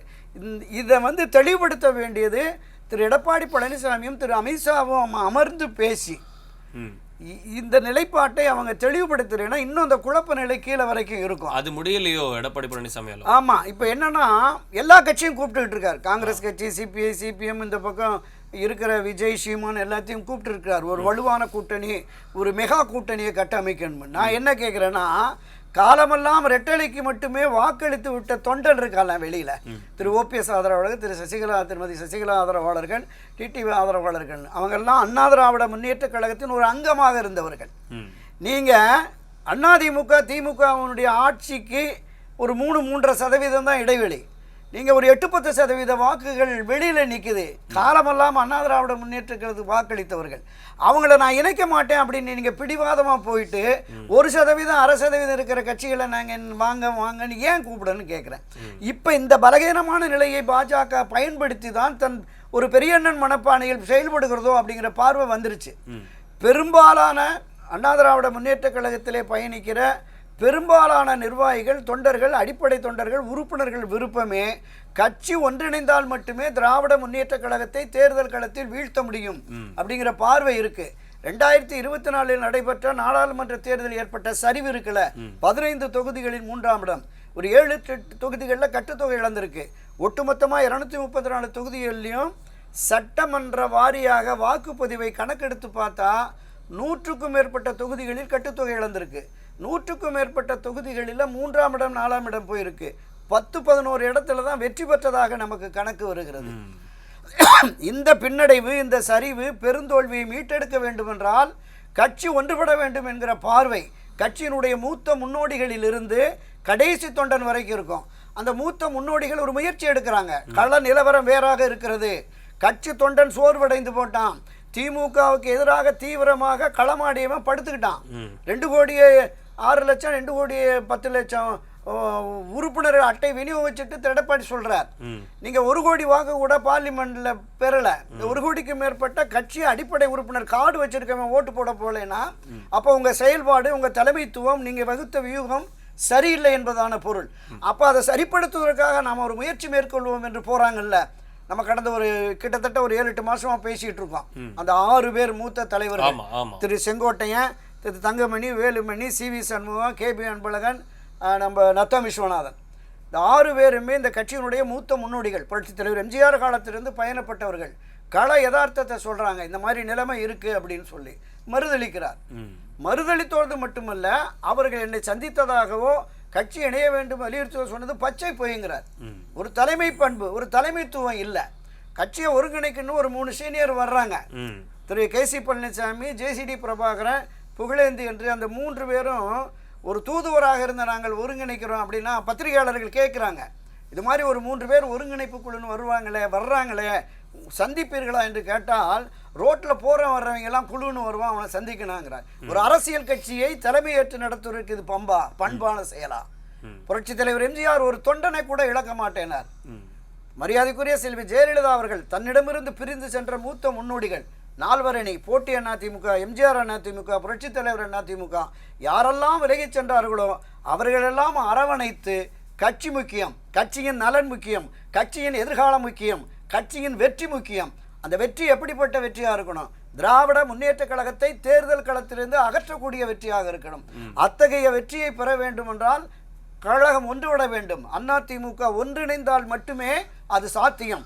ஒன்றுபட்ட அதிமுகவோடு தான் உடன்பாடு கொள்ள வருவார்கள் மற்ற அரசியல் கட்சிகள். திமுகவுக்கு எதிரான ஒரு வலுவான கூட்டணியை கட்டமைக்க வேண்டும் என்றால் ஒன்றுபட்ட அதிமுக என்று வர வேண்டும் என்பதுதான் பலருடைய விருப்பமாகவும் இருக்கிறது. அதுதான் பொதுவெளி கருத்தாக இருக்கிறது. திமுகவை வீழ்த்தக்கூடிய சக்தி அதிமுகவுக்கு வந்துவிட்டது என்று பொதுமக்களும் வாக்காளர்களும் கட்சியினரும் கருத வேண்டும் என்றால் அந்த முயற்சியை உடனடியாக பண்ணணும். நீங்கள் திரு OPS அவர்கள் காலம் கனியும் காத்திருப்போம் சொல்கிறார், இவர் காலம் கடந்து விட்டதுங்கிறார். காலம் எங்க கடந்தது? நீங்க அதை கடந்து போயிட்டு இருக்கீங்க. அந்த நிலைப்பாடு என்பதை மாற்றி மீண்டும் மறுபரிசீலனை செய்யணும். அதாவது இந்த பாரதிய ஜனதா கட்சியோடு ஒட்டுமில்லை, உறவும் இல்லை, இனி ஒருபோதும் கூட்டணி வைக்க மாட்டோம் என்று ஒரு பிடிவாதமான நிலையில் இருந்தார்ல திரு எடப்பாடியார், அந்த நிலைப்பாட்டை மாற்றி இப்ப வந்துட்டார்ல, வெற்றி முக்கியம்னு. ஆக திரு OPS அவர்களை, திருமதி சசிகலா அவர்களை சேர்க்க மாட்டேன் என்கிற ஒரு உறுதியான நிலைப்பாட்டை எடுத்திருக்கிறார்ல, அந்த நிலைப்பாட்டையும் மாற்றி அவரும் இவர்களோடு இணைந்து பயணித்தால் மட்டுமே வெற்றி சாத்தியப்படும் என்று கருதுகிற நிலை வரும். காலம் அவருக்கு பாடம் புகட்டும் அப்படின்னு தான் நான் நம்புறேன். கண்டிப்பா. விஜயகுமார் சார், கட்சியினுடைய தொண்டர்கள் ஆர்ப்பரிச்சு இருக்கிறாங்க அப்படின்னு நீங்க சொல்றீங்க. சாருடைய கூற்றுப்படி கட்சி தொண்டர்கள் டயர்ட் ஆயிருக்கிறாங்க அப்படின்றது தான் ஆதாரப்பூர்வமா சில கருத்துக்களை ஒரு குறிப்பிட்டிருந்தாரு. மக்களவை தேர்தலில் பல இடங்கள்ல 3ஆம் இடம் அப்படின்றதே அக்செப்ட் பண்ணிக்க முடியாத ஒரு விஷயமா தமிழ்நாட்டில் பார்க்கப்பட்டுச்சு. அவ்வளோ சோர்ந்து போயிட்டாங்களா அப்படின்றது தான் அங்கே பார்க்கக்கூடிய ஒரு விஷயம். பல முக்கியமான ஆட்களுக்கு சீட்டு கொடுக்கப்படலை அப்படின்றத தாண்டி புதுமுகங்கள் எப்படி நம்ம அதில் ஜெயிக்க போகிறதில்ல, அதனால யாரையாவது நிப்பாட்டி விடுவோம் அப்படின்ற ஒரு ஸ்ட்ராட்டஜியில் நிப்பாட்டின மாதிரி தான் அந்த கால்குலேஷன் இருந்தது. ஏன்னா எல்லா 40 தொகுதியுமே வந்து நம்ம அனலைஸ் பண்ணியிருந்தோம். அவ்வளோ அதில் பல பேருடைய முகங்கள் வந்து எங்களுக்கு தெரியாமல் இருந்த ஒரு புது முகங்கள் தான். அதை வந்து புதிய வாய்ப்பு கொடுக்குறது அதிமுக அப்படின்னு சொல்லியிருந்தாங்க. ஆனால் அப்போ எல்லாரும் குறிப்பிட்ட விஷயம் என்னென்னா, கட்சி இப்படிப்பட்ட இக்கட்டான சூழ்நிலையில் இருக்கும்போது புதிய முகங்களுக்கு வாய்ப்பா அப்படின்ற கேள்வி அன்னைக்கு எழுப்பப்பட்டுச்சு. தலைமை பண்பு இல்லை, அதாவது சுற்றி இருக்கிற 1% 2% இன்னும் தேர்தலை சந்திக்காத ஆட்களை வந்து எடப்பாடி பழனிசாமி வாங்க கூட்டணிக்குன்னு கூப்பிடும்போது, பாஜகவோட கூட்டணி இல்லை அப்படின்ற நிலையை மாற்றிக்கொள்ளும் போது ஓபிஎஸ், சசிகலா, டிடிவி தினகரன் இவங்களையெல்லாம் ஒருங்கிணைச்சு வர்றதுல திரும்பி கூட பார்க்க மாட்டேங்கிறாரு, காலம் கடந்து போய்விட்டதுன்னு எப்படி சொல்றாரு? அப்போ இந்த தேர்தலில் எடப்பாடி பழனிசாமிக்கு எப்படி வெற்றி இருக்கும்? அதாவதுங்க, வெற்றி எப்படி இருக்கும், இதே தான் சொல்லி 2024 பாராளுமன்ற தேர்தலில் அதிமுக வந்து தோற்பதற்கு இவர்கள் காரணமாக இருந்தாங்க. ஒரு இளைஞர்களுக்கு புது ரத்தம் பாய்ச்சினா என்ன தப்பு? சரி, அடுத்த தலைமுறை வரணும்ல, இருக்கிற ஆட்களுக்கே வாய்ப்பு கொடுத்துன்னு இருந்தா இப்படி சரி, அடுத்த தலைமுறைக்கு வாய்ப்பு கொடுக்கணுன்றதுனால வாய்ப்பு கொடுத்தோம். இப்போது அதிமுக மட்டும்தான் தமிழ்நாட்டில் வந்து வாரிசு இல்லாமல் கடைகோடி தொண்டனுக்கு கூட பதவி கிடைக்கும் அப்படின்றது இது. இப்போ அண்ணன் சொன்ன மாதிரி ஒரு ராஜ்யசபா எம்பி சீட்டு கிடைக்கலன்னொன்னே சீட்டு மாறிட்டார். ஆனால் சீட்டு கொடுத்தது யார்? செங்கல்பட்டில் இருக்கிற ஒரு அவைத்தலைவருக்கு காலகாலமாக கட்சிக்காக எம்ஜிஆர் காலத்திலிருந்து கஷ்டப்படுறவருக்கு தான் எடுத்துகிட்டு போய் எங்கள் புரட்சி தமிழர் ஐயா எடப்பாடியார் அவர்கள் ராஜ்யசபா எம்பியாக இருக்கிறார். கொடுத்தவர்களுக்கே பதவி, அனுபவித்தவர்களுக்கே பதவி கொடுக்கக்கூடாது, புதுசாக வரட்டும் அப்படின்ற மாதிரி கட்சிக்காக உழைத்தவர்களுக்கு கொடுப்போம் அப்படின்னு கொடுக்குறோம். சார், கட்சி தலைவர் என்பவர் எல்லோருடைய ஆலோசனைகளையும் கேட்டுக்கின்னு இருந்தால் இது ஆகாது சார். அவர் ஒரு முடிவு எடுத்துட்டு அவர் போகிறத வந்து இது பண்ணோம். இவங்கெல்லாம் சொல்கிறாங்க இல்லையா, இதெல்லாம் வருகிற சட்டமன்ற தேர்தலில் ஒரு வெற்றி பெற்றுட்ட பிறகு அவர் தான் முதலமைச்சர் ஆக போகிறாரு, இவங்க பார்க்க போகிறாங்க. அதுக்கப்புறம் இவங்கெல்லாம் வந்து சேரதான் போகிறாங்க. ஆனால் நாங்கள் இப்போ என்ன சொல்கிறோம், வந்து சேருங்க, வாங்க. கட்சி தொடர் அவர்களை எப்பயோ அழைப்பு விட்டுவிட்டார். நான் வந்துட்டு திறந்த மனதுடன், நான் வந்து இதயத்துடன் உங்களை அழைக்கிறேன் அப்படின்னு எங்கள் புரட்சி தமிழர் எடப்பாடியார் அவர்கள் அழைத்துட்டார். குறிப்பிட்ட ஒரு 3-4 பேரை தவிர்த்து இதெல்லாம் வாங்கட்டு. ஏன்னா அவர்கள் எங்களுக்கு இதயத்தை ரணமாகிட்டாங்க. அந்த ரணம் கூட இன்னும் ஆறலை. அதாவது எந்த ஒரு தொண்டனையும் கூட உயர்ந்த பதவிக்கு அழகு பார்த்த இடம் அந்த கட்சியினுடைய தலைமை அலுவலகம். அந்த தலைமை அலுவலகத்தெல்லாம் எட்டி வச்சுட்டு இப்படிலாம் பண்ணி இப்படி பண்ணவங்கள அதனால தான் அவர் சொல்கிறாரு. சொல்லிட்டு இப்போ இதெல்லாம் நீங்கள் வாங்க, தொண்டர்கள்லாம் வாங்க. நமக்கு அத்தனை பேருக்கு யார் எதிரி? திமுக தானே எதிரி. திமுகவை எதிர்த்து நிற்கிறதுக்கு வாங்கன்ட்டு, அதாவது நாங்கள் சொல்லிட்டோம். அவருக்கு ரொம்ப கிளியராக சொல்லியிருந்தாரு. அதாவது அதிமுகவினுடைய ஒரு அங்கமாக இருக்கக்கூடிய தொண்டர்கள் அவங்கள ஒதுக்கி வச்சுட்டு தேர்தலை சந்தித்த கடந்த 10 தேர்தலுமே வந்து அதிமுகவுக்கு தோல்வி தான். அதாவது வாக்கு சதவீதம்லாம் வச்சுட்டு வந்து நம்ம வேணா உட்காந்து டிஸ்கஷனுக்கு வேணா யூஸ் பண்ணலாமே தவிர தேர்தலில் வெற்றி அப்படின்றது தான் பேசப்படும். அதெல்லாம் வந்து முடிவு. அப்படி இருக்கக்கூடிய இந்த பிடிவாத குணம் அப்படின்றத அவர் வந்து மென்ஷன் பண்ணி சொல்லியிருந்தார். அவர் கட்சியினுடைய வளர்ச்சிக்காக இந்த மாதிரி ஒரு விஷயம் இருக்கு, யாரோ போற வரவெல்லாம் வந்து எனக்கு அட்வைஸ் பண்றானா அப்படின்னு சொல்றது எந்த அளவுக்கு வந்து தலைமை பண்பை வந்து காட்டக்கூடிய ஒரு விஷயம்னு சொல்லியிருந்தாரு. பாஜக தலைமையை வந்து பாஜக கூட்டணி விரும்பலன்னு உள்ள இருக்கும், நாங்கள் பாஜகவால தான் தோத்து போனோம் அப்படின்னு சொன்ன அதிமுக இன்னைக்கு வந்து பாஜக மறுபடியும் வச்சுக்கிட்டு நாங்கள் சட்டமன்றத்தில் ஜெயிச்சு முதல்வர் ஆயிடுவோம்னு சொல்றது எப்படி இருக்கு? அதாவதுங்க, திமுக எதிர்ப்புகளோடு சேர்க்கிறோம். இதே சொல்லி தான் பாரதிய ஜனதாவுடைய கூட்டணி நாங்கள் பாராளுமன்ற தேர்தலில் கூட்டணி வச்சிருந்தா இப்போ என்ன சொன்னாங்க, 15-20 சீட்டு அதிமுக கூட்டணி ஜெயிச்சிருக்கோம், வெற்றி பெற்றிருக்கோம் அப்படின்னு தான் சொல்லி சொன்னாங்க நிறைய பேர். அதை பாருங்க. அதாவது வந்து முடிவு சரிதானே. அதாவது அதுக்கு வந்து அண்ணாமலை தான் காரணம். அண்ணாமலை வந்து உங்களுக்கு பாஜக பிரச்சனை இல்ல, அண்ணாமலை தான் பிரச்சனை. அதாவது அவரு வந்து ஒரு அண்ணாமலை வந்து தலைவரா இருக்கிறவர், மாநில தலைவரா இருக்கிறவர், கடகோடி தொண்டை கூட அதிமுக தொண்டர், இதே தெய்வம் அம்மாவை வந்து பூஜிக்கிற ஒரு தலைவரா பேரறிஞர் அண்ணாவை இது பண்றாங்க. அவர் விமர்சனம் செய்துட்டாரு. நாங்க போய் முறையிடுறோம், தலைமையில போயிட்டு முறையிட்டு ஒரு மன்னிப்பு கேட்டிருந்தாலும் ஒரு வருத்தத்தை தெரிவிச்சிருந்தா கூட. மதுரை மாநாட்டில் வந்து நீங்க எப்போ லேட்டாக தானே வந்து ரியாக்ட் பண்ணீங்க? எதுக்கு? மதுரையில் வந்து ஒரு மாநாடு நடத்தினாங்களே, முருக பக்தர் மாநாடு. அந்த மாநாட்டில் வந்து அவமதிச்சு வீடியோ போட்டாங்கன்னு சொன்னாங்க. ஸ்பாட்ல எந்திரிச்சு கேட்க வேண்டியதானே, எவ்வளவு பெரிய மாநாடு. சபைநகர் நீங்க என்ன கூட்டு வந்து உட்கார வைக்கிறீங்க, ஒரு விவாதத்தை நடத்துறீங்க. சரி, நீங்க இங்க வந்துட்டு ஒரு மு.க. ஸ்டாலினை பத்தியே பேசுறீங்கன்னா விவாதம், நான் எதிர்த்து பேசலாம், நான் இது பண்ணலாம். எதுக்கு இந்த மு.க. ஸ்டாலின் விடியா முதலமைச்சரை புகழ் பாடுறது இடமாங்க இது அப்படின்னு நான் திட்டலாம். ஆனா அது வந்து ஒரு நிகழ்ச்சி, பொது நிகழ்ச்சி. அந்த நிகழ்ச்சியில இது போலாம் காமிக்க போறாங்க, காட்ட போறாங்கன்றது தெரியாது. அதனாலதான் நாங்க எதிர்வினை ஆட்டணும் அவர்களும் வந்து சொல்லியிருக்கிறாங்க. அதாவது அவங்களுக்கு ஒவ்வொரு கொள்கைங்க. பாரதிய ஜனதா கட்சி எங்களால் அவர்களுடைய கொள்கையை அடகு வைத்து முடிவிட, நாங்கள் பாரதிய ஜனதா கட்சியினுடைய கொள்கையை அத்தனை நாங்களும் ஏற்றுக்க போகிறதுக்கு கிடையாது. எங்களுடைய கொள்கையிலிருந்து நாங்கள் பின்வாங்க மாட்டோம். எங்களுடைய கொள்கைன்றது இது ஜாதி மதம் சமுதாயமற்ற, இது மதம் பேதமற்றது, இது ஒரு தாயின் பிள்ளைகளாக நாம் இருப்போம் அப்படின்றது தான் தமிழ்நாடு. அந்த இதில் நாங்கள் ஒரு கரெக்டாக சரியாகவே இருக்கிறோம். எங்களுடைய பயணம் தெளிந்த நீரோடையான பயணம், வெற்றி பயணம். அதாவது புரட்சித் தலைவர் இதே தேவ அம்மாவுக்கு எம்ஜிஆர் இறந்த போது வந்த இதே நிலைமை தான். 91 அவர்கள் ஜெயிச்ச உடனே தன்னுடைய ஆளுமையை யார் என்றதை நிரூபித்தார்கள். இதே போல நிரூபிப்பதற்கான தேர்தல் தான் நீங்க சொல்ற அத்தனையும் கடகோடி கிளை செயலாளராக இருந்து இந்த கட்சியினுடைய பொதுச் செயலாளராக உழைத்து வந்தவருக்கு தான் வெற்றி பெற போகணுன்ற வியூகம் அவருக்கு தெரியாதா? எல்லா விதத்திலும் பார்க்க மாட்டாரா? எல்லாமே அவருக்கு தெரியுங்க. தெரிஞ்சு அவருடைய அதிமுக 2ஆம் இடம் இப்ப யாருக்கு இருக்கு? புரட்சி தலைவர் இதே தேவ அம்மா இருக்கும் போது 2ஆம் இடம் யாருக்கு? புரட்சி தலைவர் எம்ஜிஆர் இருக்கும் போது 2ஆம் இடம் யாருக்கு? சொல்லுங்க. அதெல்லாம் இல்ல. அதாவது தலைமை பொதுச் செயலாளர் அனைத்து இந்திய அண்ணா திராவிட முன்னேற்ற கழகத்தில் யார் பொதுச் செயலாளரோ அவர்கள் தான் எங்கள் தொண்டர்களுக்கு தெய்வம். அதே போல ஒரு வெற்றியை 2026 சட்டமன்ற தேர்தலில் எடப்பாடியார் அவர்கள் தருவார். அவர் முதலமைச்சர் ஆகின்ற போது இந்த எல்லாத்தையும், இந்த பிணக்குகள், இந்த மனக்கசப்புகள் எல்லாம் இதுவாக இருக்கிறவர்கள் சரி செய்வார். அவர் வெற்றி பெற்றதுக்கு பிறகு அவருடைய வெற்றிக்கு நீங்கள் இடையூறு செய்யாதீர்கள், அவருக்கு வழிவிடுங்கள். வாங்க நாம எல்லாம் தொண்டர்கள் மக்கள் எல்லாரும் சொல்றோம், வாங்க எல்லாம் திமுக 4 வருட 2 மாத கால 4 வருட ஆட்சி என்பது திமுக ஆட்சி மக்களை துன்பத்தில் ஆழ்த்துகிற ஆட்சி, துயரத்தில் ஆழ்த்துகிற ஆட்சி. இந்த ஆட்சி உண்மையிலே வீட்டுக்கு செல்ல வேண்டும். அப்போதான் உண்மையான விடியல் தமிழ்நாட்டு மக்களுக்கு கிடைக்கும். அப்படி கிடைக்கணும்னா திமுகவை எதிர்க்கிற அனைவரும் ஒன்று சேர்ந்து ஒரு அணியில் நின்று எதிர்ப்போன்றதான் எங்க புரட்சி தமிழர் எடப்பாடியார் அவர்கள் சொல்கிறார். ஒரே நிமிடம். சகோதரர் போன்ற பலரும் கூட இந்த தலைமை கழகத்தை எட்டி உதைச்சார் ஓபிஎஸ், அதனால தான் நாங்கள் அம்மாவின் கோயில் அப்படிங்கிற மாதிரி எல்லாம் அந்த டைலாக் தொடர்ந்து பேசிகிட்டு இருக்காங்க. முதலாவது நாள் நடைபெற்ற அந்த பொதுக்குழுவில் பாட்டில் அடித்து அநாகரிகமாக பேசி துரத்தின உடனே இந்த பொதுக்குழுக்கு போனால் அதை விடவும் அவமானப்பட வேண்டியது வரும். கட்சியின் பிரதான ஒருங்கிணைப்பாளர் என்ற முறையில் தலைமை கழகத்தில் போய் நிர்வாகிகளோட ஆலோசனை நடத்துவோன்னு வர்றார். அந்த தலைமை கழகத்தை வெளியிலையும் பூட்டி உள்ளிலையும் பூட்டி அங்கே ரவுடிகளை உட்கார வச்சு அந்த ரவுடிகளை மேற்பார்வை பண்ணுறதுக்கு சென்னையில் இருக்கிற 7-8 மாவட்ட செயலாளரும் உள்ள 50-100 பேரை உட்காந்து அது எதுக்காக பொதுக்குழு அங்கே நடக்குது போகணும். இங்கே அவர் வருவதற்கு 10 நிமிடத்திற்கு முன்பாகவே உணர்ச்சி வயப்பட்ட தொண்டர்கள் அதை உடைச்சி தப்பு பண்ணிட்டான்.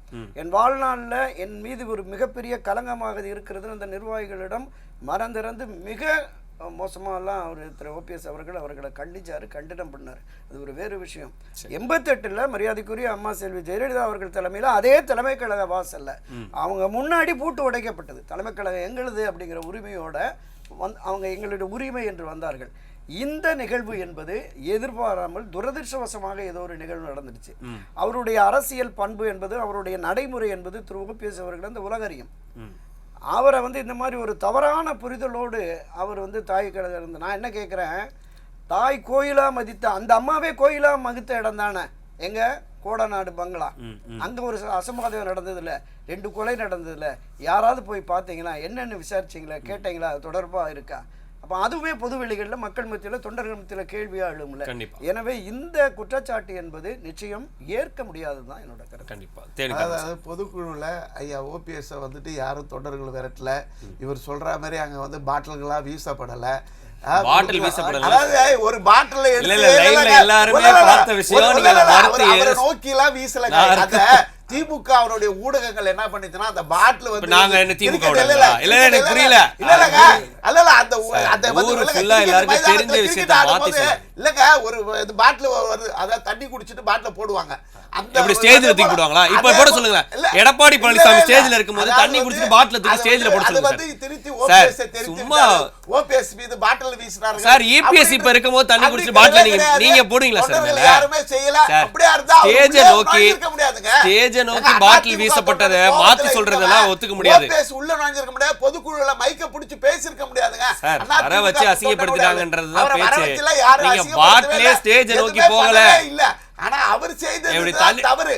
அவர்தான் ஒரு ஸ்கூல் பசங்க அங்க இருக்கிறவங்க எல்லாம் தண்ணி பாட்டில குடிச்சிட்டு மேல தூக்கி வீசுறதுக்கு தலைமை கழகத்துல அன்னைக்கு என்ன வேலை?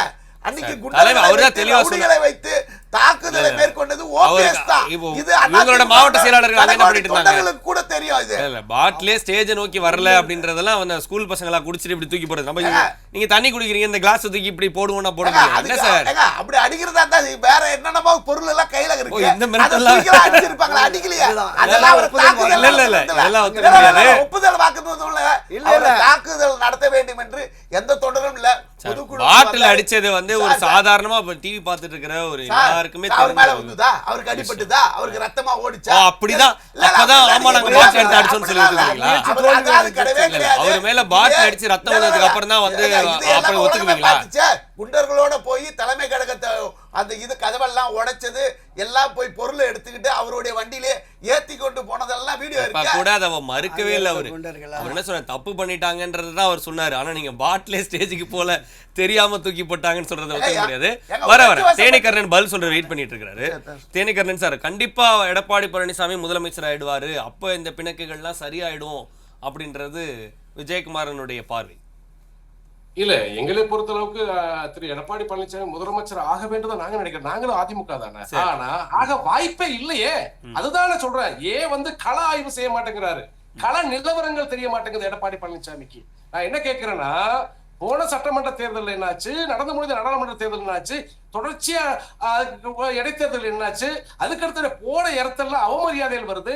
சரி, இது கூட இருக்கக்கூடிய முன்னாள் அமைச்சர்கள் எல்லாம் நமக்கு விரோதமா இருக்கிறாங்கன்னு நீங்களே பேசுறீங்க. இப்படி இருக்க சூழல்ல ஒன்றுபட்ட அதிமுகவை ஒருங்கிணைப்போம், சின்னம்மாவை அழைப்போம், அண்ணன் ஓபிஎஸ் அழைப்போம், தினகரன் அழைப்போம், அனைவரும் ஒன்று சேர்ந்து ஒரு குடும்பமாக இருந்து தீய சக்தி திமுக வீழ்த்தும். அதுதான் சரி.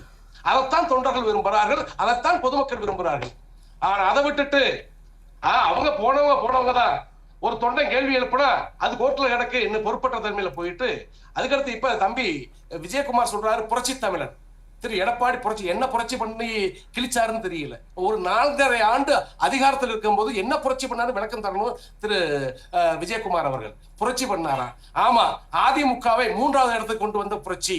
தூத்துக்குடி மக்கள் போராட்டத்துல பொதுமக்களை சுட்டு கொண்ட புரட்சி. இப்படி நிறைய அடுக்கலாம். அப்படி வேண்டாம் ஒரு புரட்சியை பண்ணியிருப்பார். ஒழிச்சிய மக்களுக்காக மக்கள் நலனுக்காக எந்த ஒரு புரட்சியும் செய்யாம அதிமுகவையும் அம்மாவினுடைய அந்த மரியாதையும் புரட்சி தலைவர் எம்ஜிஆர் மரியாதையை அடகு வைத்தவர் தான் எடப்பாடி பழனிசாமி. இவருக்கு புரட்சி தமிழரா? இப்ப இந்த பேசுறதுக்கு வெக்கமா இல்லையா? தம்பி அவரும் அதிமுகவை சேர்ந்தவரா தான் இருப்பாரு. தம்பி சிவகுமார் அவருக்கு புரட்சி தமிழர் ஏதோ செல்லூர் ராஜு மதுரையில வச்ச ஒரு பட்டத்தை கொடுத்துட்டாரு. அவர் தர்மாக்கோல் போட்டது மாதிரி இவருக்கு புரட்சி தமிழர் கொடுத்துட்டாரு. அதுக்காக வேண்டிய வச்சு புரட்சி தமிழர் என்ன புரட்சி பண்ணாங்க? நீங்க பண்ணின அத்தனை அநியாயத்துல அதிமுக என்ற ஒரு மாபெரும் இயக்கம் இன்னைக்கு நலிவடைஞ்சு போச்சு, அசிங்கப்பட்டு போச்சு. இன்னைக்கு தீய சக்தி திமுகவை எதிர்க்கிறதுக்கு ஒரு எள்ளுமாடு தெம்பு எடப்பாடி பழனிசாமி கிடையாது. ஆனா தீய சக்தி திமுகவை எதுக்க நாங்க தயாரா இருக்கிறோம். ஆனா எடப்பாடி பழனிசாமி இடம் தரல. என்ன காரணம் தெரியுமா? எடப்பாடி பழனிசாமி தான் தீயசக்தி திமுகவுடைய கைக்கூலியாக எங்களுக்கு தெரியுது. ஏன்னா தன்னுடைய குடும்பத்தை ஒண்ணு சேர்க்க முடியல, அப்புறம் எப்படி எதிரியை வீழ்த்த போற? நீ தன்னுடைய குடும்பம் ஒற்றுமை இருந்தா எதிர்த்து வீட்டுக்காரன் எதுக்க முடியும்? நீ ஏன் பிளவுபட்டு கிடக்க? நான் தான் ராஜா, நான் தான் மந்திரின்னு. ஆனா உன் பின்னாடி பொதுமக்கள் ஆதரவு இல்ல, தொண்டர்கள் ஆதரவு இல்ல. அது தெரிஞ்சும் கூட இந்த அளவுக்கு இருக்கும் பொழுது எடப்பாடி பழனிசாமி தான் புரிந்து கொள்ள வேண்டும். வரக்கூடிய சட்டமன்ற தேர்தல்ல இதை காட்டிலும் மோசமான நிலைக்கு அதிமுக போதே, அதிமுக இல்ல எடப்பாடி கம்பெனி போதேன்ற மன வருத்தம் எங்களுக்கு இருக்குது தம்பி. அதனால மனம் திருந்த வேண்டும். சுயநலத்தை விட்டு பொதுநலமாக சிந்தித்தால் மறுபடியும் அதிமுக அம்மாவின் ஆட்சி வரக்கூடும். தீயசக்தி திமுக அவை அதிகாரத்தில் இறக்கப்படும். அதுல எந்த மாற்றம் இல்லை. ஆனா அனைவரும் அழைக்க வேண்டும். சின்னம்மா தலைமையிலே இந்த இயக்கம் பயணித்தால் நிர்வாகத்திறன் சரியா இருக்கும், மக்களும் ஏத்துக்கிறவாங்க, தொண்டர்களும் ஏத்துக்கிறவாங்க. இல்ல எங்க அப்பை விட்டு சொத்து, எங்க பாட்டை விட்டு சொத்து, இவங்க எல்லாம் யாருன்னு தெரியாதுன்னு சொன்னா மக்கள் பதிலடி கொடுப்பாங்க. தொடர்ச்சியா பதில் கொடுத்துருக்காங்க, இன்னும் பதில் கொடுப்பாங்க. இல்ல சசிகலா விட்டு கொடுத்து போறதுல என்ன பிரச்சனை? ஏன் விட்டு கொடுக்கணும்? ஏன்னா எடப்பாடி பழனிசாமி யாருன்னு தெரியாது. அமைச்சரவையில ஒரு அமைச்சர், அவ்வளவுதான். அதிமுக அமைச்சரவையில ஒரு அமைச்சர். அவரை முதலமைச்சர் ஆக்கியது சின்னமா தானே. ஏன் சின்னமா உங்களை முதலமைச்சர் ஆக்கினாங்களா? நீங்க ஏன் சின்னமா விட்டு கொடுத்து போக கூடாது? அப்போ அந்த பொதுநலம் உங்களுக்கு இல்லையா? பொதுநலமே கிடையாதா? புறா சுயநலம் தானா? அதான் கேட்கிறேன் நான். ஏன் விட்டு கொடுக்கணும் கேட்கிறேன். சின்னமாவே விட்டு கொடுத்தாலும் திரு எங்களுடைய கழக பொதுச்செயலாளர் சின்னமாவே விட்டு கொடுத்தாலும் தொண்டர்களாகிய நாங்க விட்டு கொடுக்க மாட்டோம். எடப்பாடி பழனிசாமி தலைமையை தலைமையை ஏற்க ஒரு காலத்தையும் சம்மதிக்க மாட்டோம். வரக்கூடிய தேர்தலுக்குள்ள அதிமுக அதிகாரத்துக்கு வர வேண்டும் என்றால் அண்ணன் ஓபிஎஸ் இருக்க வேண்டும், சின்னம்மா அவருடைய தலைமை ஏற்க வேண்டும், டிடிவி தினகரன் இருக்க வேண்டும், எடப்பாடி பழனிசாமியும் தேவைப்படுகிறார். அதுல எந்த மாற்றம் இல்லை. அதை விட்டுட்டு பாஜக எங்கிட்ட இருக்கு, நாங்க எல்லா காரியத்தையும் சாதிப்போம் அப்படின்னா உங்க மகனை பாதுகாக்கலாம் பாஜக வச்சு, உங்க சம்பந்தியை பாதுகாக்கலாம் பாஜக வச்சு, மக்கள் மத்தியில வாக்கு சேகரிக்க முடியாது. இன்னைக்கு அன்வர் ராஜா மட்டுமல்ல, அடுத்து தொடர்ச்சியாக முன்னாள் அமைச்சர்கள் வேற இயக்கத்துக்கு போக போறாங்க. ஏன்னா முன்னாள் அமைச்சர்கள் அடுத்தடுத்து அதிகாரத்துக்கு வரணும்னு நினைக்கக்கூடிய நபர்கள் தான். தொண்டர்கள் ஒரு காலத்துல அந்த இயக்கம் மாதிரி போக மாட்டான், பிளவுபட்டு கூட கிடப்பா. ஆனா அதிகாரத்தில் இருக்கக்கூடிய முன்னாள் அமைச்சர்கள் எல்லாமே எப்படா சமயம் பார்த்து போகணும்னு உட்கார்ந்துருக்கு. எத்தனையோ வரக்கூடிய தேர்தலுக்குள்ள எத்தனையோ முக்கியஸ்தர்கள் இயக்கம் மாதிரி போக போறாங்க. அதனால எடப்பாடி பழனிசாமி அவர்கள் ஒரு நல்ல முடிவை எடுத்து அடுத்த அதிமுக என்ற ஒரு மாபெரும் இயக்கம் அதிகாரத்தில் வர வேண்டும் என்றால் சுயநலத்தை விட்டு பொதுநலமாக சிந்தித்து அம்மாவினுடைய அந்த கனவு நிறைவேற வேண்டும் என்றால் சின்னம்மாவுடைய தலைமை ஏற்க வேண்டும். சரி செல்வம் சார், இவ்வளவு அதிருப்திகள் வந்து அதிமுகவுக்குள்ள வந்து நிறைஞ்சிருக்கக்கூடிய ஒரு நிலையில 2026 சட்டமன்ற தேர்தலில் அதிமுக பாஜக கூட்டணியோட தேர்தலை சந்திக்கும் போது வெற்றி வாய்ப்பு எப்படி உங்க பக்கம் இருக்கும் அப்படின்ற ஒரு கேள்வி இருக்கு. அது மட்டும் இல்லாம அமித்ஷா ரொம்ப ஸ்ட்ராங்கா சொல்றாரு, அமைச்சரவையில் பாஜக இடம்பெறுமா அப்படின்னு கேள்வி கேட்கும் போது ஆமா இடம்பெறும் அப்படின்னு அமித்ஷா வந்து சொல்றாரு அப்படின்னு சொல்லி துரைக்கண்ணா சார் வந்து சொல்லியிருந்தாங்க. அப்போ இங்கே எடப்பாடி பழனிசாமி வந்து நான் ஒற்றை ஆட்சியை தான் விரும்புறாங்க, பெரும்பான்மையோட நாங்க தான் ஜெயிப்போம், அவங்களுக்கு அமைச்சர் பதவியெல்லாம் மற்றவங்களுக்கு யாருக்கும் கிடைக்காது அப்படின்ற ஒரு பார்வையில இருக்கிறாரு. இது எப்படி ஒரே நேர்கோட்டில் வந்து பயணிக்க முடியும், அல்லது வெற்றியை நோக்கி எப்படி பயணிக்க முடியும்? மீண்டும் 2வது இடத்தை நோக்கி அதிமுக போவதற்கான சாத்தியக்கூறு தானே இப்ப கண்ணில் தெரியுது. அது மரியாதைக்குரிய உள்துறை அமைச்சர் அமித்ஷா அவர்கள் வந்து என்ன சொன்னாங்கன்னா, if NDA win will you join ADMK? If NDA win, will you join cabinet அப்படின்னு சொல்லி கேட்காங்க. ஆமா எஸ் அப்படின்னு சொன்னாங்க. அதாவது தேசிய ஜனநாயக கூட்டணி வெற்றி பெறுமானால் நீங்கள் அமைச்சரவையில் சேருவீங்களா? ஆமாம் அப்படின்னாங்க. அதுல என்ன விஷயம் எப்படி பார்க்கணும்னு கேட்டீங்கன்னா, அது வந்து 118 தொட்டு விட்ட பிறகு அதுக்கான அவசியம் ஏற்படாது. 118க்கு கீழே இருந்தாங்கன்னா அப்படிப்பட்ட சூழ்நிலை வந்தால் நாங்கள் சேருவோம்னு பொருள் கொள்ளுங்க. நீங்க இத ஒரு சர்ச்சையாக்க வேண்டியது இல்ல. அது ஒருவேளை நான் இப்போ கூட சமீபத்துல மரியாதைக்குரிய அதிமுக பொதுச் செயலாளர் திரு எடப்பாடி பழனிசாமி அவர்கள் வந்து நாங்க வந்து தனித்த ஆட்சி அமைப்போன்னு சொல்றது என்னன்னு கேட்டீங்கன்னா, அவர்கள் கட்சி வந்து தனித்த ஆட்சி அமைப்பதற்கு தேவையான இடங்களை மக்கள் தர வேண்டும், தொண்டர்கள் உழைக்க வேண்டும் என்று உற்சாகப்படுத்துகிற உரிமை அவருக்கு இருக்கு. அது தம்பி விஜயகுமார் சொன்னதுக்கு ஒன்னே ஒன்று சொல்றேன். 2024 நாடாளுமன்ற தேர்தலில் நடந்து முடிந்த நாடாளுமன்ற தேர்தலில் அதிமுக பிஜேபியோடு கூட்டணி சேராமல் போனதற்கு காரணம் திரு அண்ணாமலை அவர்கள் தான் சொன்னாரு. அது நான் வன்மையா மறுக்கிறேன், கண்டிக்கிறேன். ஏன்னு கேட்டீங்கன்னா, திரு அண்ணாமலை அவர்கள் வந்து மிகுந்த ஜாக்கிரதையாக வார்த்தைகளை பிரயோகப்படுத்துகிறவர். மிகவும் அநாகரிகமான வார்த்தைகளை எந்த கட்டத்திலையும் பிரயோகப்படுத்த மாட்டார். இதுல என்ன விஷயம்னு கேட்டீங்கன்னா, நீங்க எப்படி பொருள் கொள்ளணும்னு கேட்டீங்கன்னா, கடந்த காலங்களில் தந்தை பெரியார் அவர்கள் வந்து திமுகவினர் பெரியாரிடத்தில் இருந்து பிரிந்து வந்த பிறகு காலிப்பயல்களை விட்டு அவர்கள் போராட்டம் நடத்துகிறார்கள் என்று சொன்னது உண்டு. யோக்கியங்கள்லாம் வாராங்க, செம்பெடுத்து உள்ள வைங்கன்னு சொன்னதெல்லாம் உண்டு. இந்த கடுமையான விமர்சனங்கள்லாம் பெரியார் சொன்னாரு. பெரியாரை இவர்கள் கடுமையாக விமர்சித்தார்கள். ராஜாஜியை குள்ளுகப்பட்டர் என்று அண்ணா சொன்னார். ஆனா 1967 அதே ராஜாஜியோடு கூட்டணி வைத்தார். அதனால இவங்களுக்கு வேற வழி இல்லாம இன்னொன்னு மரியாதைக்குரிய மாண்புமிகு அரசியல்லாம் இப்படிதான் இருக்கும் அப்படின்றத வந்து நீங்க வந்து ஒரு ஹிஸ்டரியோட சொல்ற மாதிரி இருக்கு. இல்ல சார், அதாவது புரட்சி தலைவி அம்மா அவர்களுடைய ஆளுமை, அவர்களுடைய திறமை, அவருடைய பன்மொழி தன்மை, பன்மொழியை தெரிந்திருக்கிற அவருடைய ஆற்றல், இதெல்லாம் யாராலும் குறைச்சு மதிப்பிட முடியாது. அதாவது she was a dynamic leader. யாரு மரியாதைக்குரிய புரட்சி தலைவி அம்மா அவர்கள், நான் என்னுடைய தனிப்பட்ட பார்வையில் எப்படி பார்ப்பேன்னா, மரியாதைக்குரிய அம்மையார் இந்திரா காந்தி அவர்கள், அதற்கு பிறகு மரியாதைக்குரிய அண்ணாமலை ஒத்துக்கிறாரா? அதான் கேள்வி. கேளுங்க, அவர் ஒத்துக்கிட்டாரு. அதெல்லாம் நீங்க ஒண்ணு கேளுங்க. ஒரு சம்பவத்தை ஒரு வரலாற்று தொகுப்பை சொல்லுகிற பொழுது ஒரு நிகழ்வை குறிப்பிட்டு சொன்னால் அதை அவருடைய தகுதியை மாண்பை குறைத்து பேசுவதாக இவர்கள் பேசுவது இவருடைய அறியாமை என்றுதான் என்னுடைய கருத்து. அவர் அப்படியெல்லாம் புரட்சி தலைவரையோ புரட்சி தலைவர் அம்மாவையோ அல்லது எந்த தலைவரையும் குறைச்சு பேசக்கூடிய ஆள் கிடையாது. அதனால தம்பி விஜயகுமார் அவர் சரியாக உள்வாங்கி பேசலைங்கிறது என்னோட கருத்து. அண்ணாமலை அவர்கள் ஆக சிறந்தவர். இன்னொன்னு 2024 நாடாளுமன்ற தேர்தல்ல 18 அவர் எண் மக்கள் யாத்திரை போன்ற யாத்திரையை நடத்தி கிராமப்புறங்களிலே ஒவ்வொரு வீடுகளிலும் பாரதிய ஜனதா கட்சியை கொண்டு சேர்த்தவர் மரியாதைக்குரிய திரு அண்ணாமலை அவர்கள். அதனால பாரதிய ஜனதா கட்சி அவருடைய தலைமையில் சிறிய கட்சிகளை எல்லாம் சேர்த்து ஒரு கூட்டணி அமைத்து 18.5% வாக்குகளை பெற்று 82 லட்சம் வாக்குகளை பெற்று பாரதிய ஜனதா கட்சியினுடைய தகுதி நிலையை உயர்த்தி இருக்கிறார். அது மறுக்க முடியாது.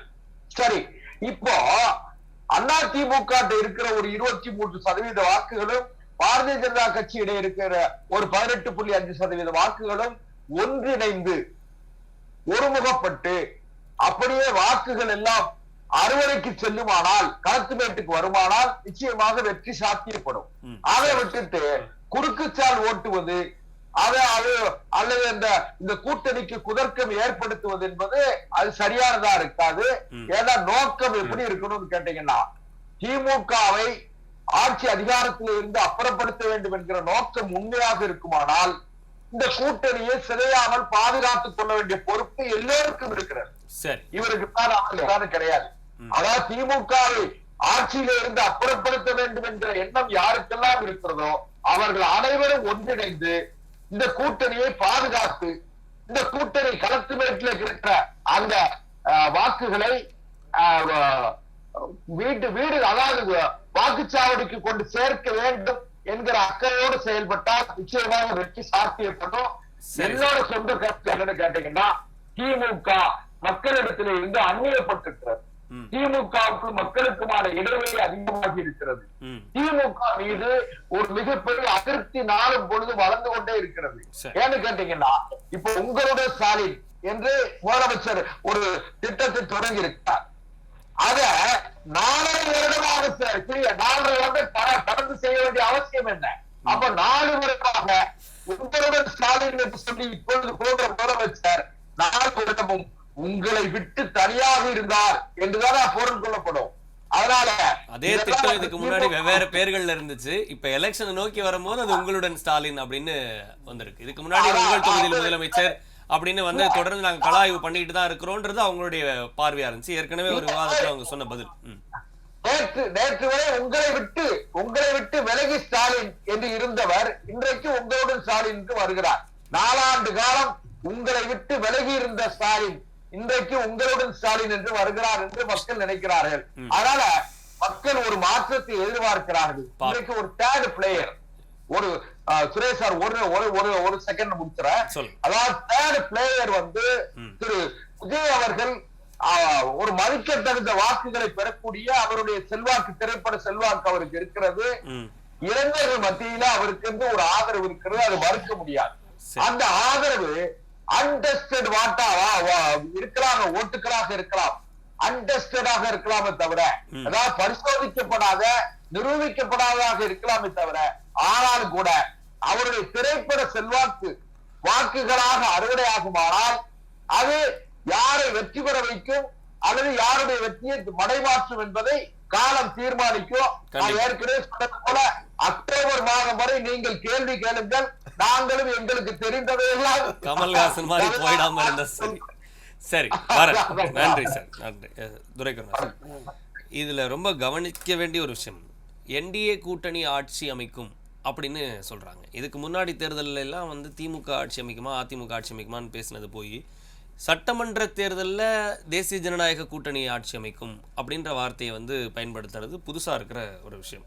திமுகவினுடைய எதிர்ப்பு தமிழ்நாட்டில் எப்படி இருக்குது? ஏன்னா கடந்த 2024 தேர்தல் 40 சீட்டும் அவங்க திமுக கூட்டணி வாங்குறாங்க. எல்லா தேர்தல்கள்லையும் கணிசமான வெற்றியை அவங்க பெற்றுட்டு வராங்க. பெரிய எதிர்ப்பலை இருக்கா அப்படின்றது இப்போது அஜித்குமார் மரணம் ஆகட்டும், இந்த மாதிரியான ஆங்காங்கே சில விஷயங்கள் இருந்துகிட்டு இருக்கு. இது மொத்தமாக திமுக எதிர்ப்பாக கன்வெர்ட் ஆயிருக்கா? ரெண்டாவது, விஜயனுடைய வருகை இவங்களுடைய எந்த பர்சன்டேஜை டேமேஜ் பண்ணும்? Overall review. திராவிட முன்னேற்ற கழக ஆட்சிக்கு எதிர்ப்பு இருக்கிறதா? இருக்கிறது, பெருமளவு இருக்கிறது. இந்த ஆட்சி அமைந்த ஓராண்டுகள் பல்வேறு அமைப்பினரும் அரசு சார்ந்த அரசு சாராத நிறுவனங்களும் பொறுமை காத்தார்கள். இந்த 505+7 512 வாக்குறுதிகள் கொடுத்தார்களே, இந்த வாக்குறுதிகள் எல்லாம் நிறைவேற்றப்படும் என்று காத்திருந்தார்கள். அது நிறைவேற்றுவதற்கான அந்த சமீட்சை கூட இல்லை என்று தெரிந்தவுடனே அரசு ஊழியர்கள், ஆசிரியர்கள், மருத்துவர்கள், செவிலியர்கள், போக்குவரத்து ஊழியர்கள், மின்வாரிய ஊழியர்கள், துப்புரவு பணியாளர்கள், அங்கன்வாடி சத்துணவு பணியாளர்கள், பார்வையற்ற மாற்றுத்திறனாளி உட்பட போராட்ட களத்துக்கு வந்துட்டாங்க. கடந்த 10 நாட்களாக இந்த பகுதி நேர ஆசிரியர்களை நிரந்தரப்படுத்துவோம், சத்துணவு அங்கன்வாடி ஊழியர்களை அரசு ஊழியர்களாக்கி காலமுறை ஊதியம் நிர்ணயிப்போம் என்றெல்லாம் வாக்குறுதி அளித்தீர்களே, இதையாவது இன்னும் முடிய போகுது, 8-10 மாதத்தில் ஆட்சி முடிய போது, நிறைவேற்றுங்கள் என்று களத்துக்கு வந்து போராடி கொண்டிருக்கிறார்கள். போராடுகிறவர்களுக்கு தீர்வு இல்லை. தீர்வு இல்லாத இந்த சூழலில் எல்லோருமே அரசுக்கு எதிரான மனநிலைக்கு வந்து விட்டார்கள். அதனால தான் ஜாக்டோஜி அமைப்பு ஒரு தீர்மானமே போடுறாங்க.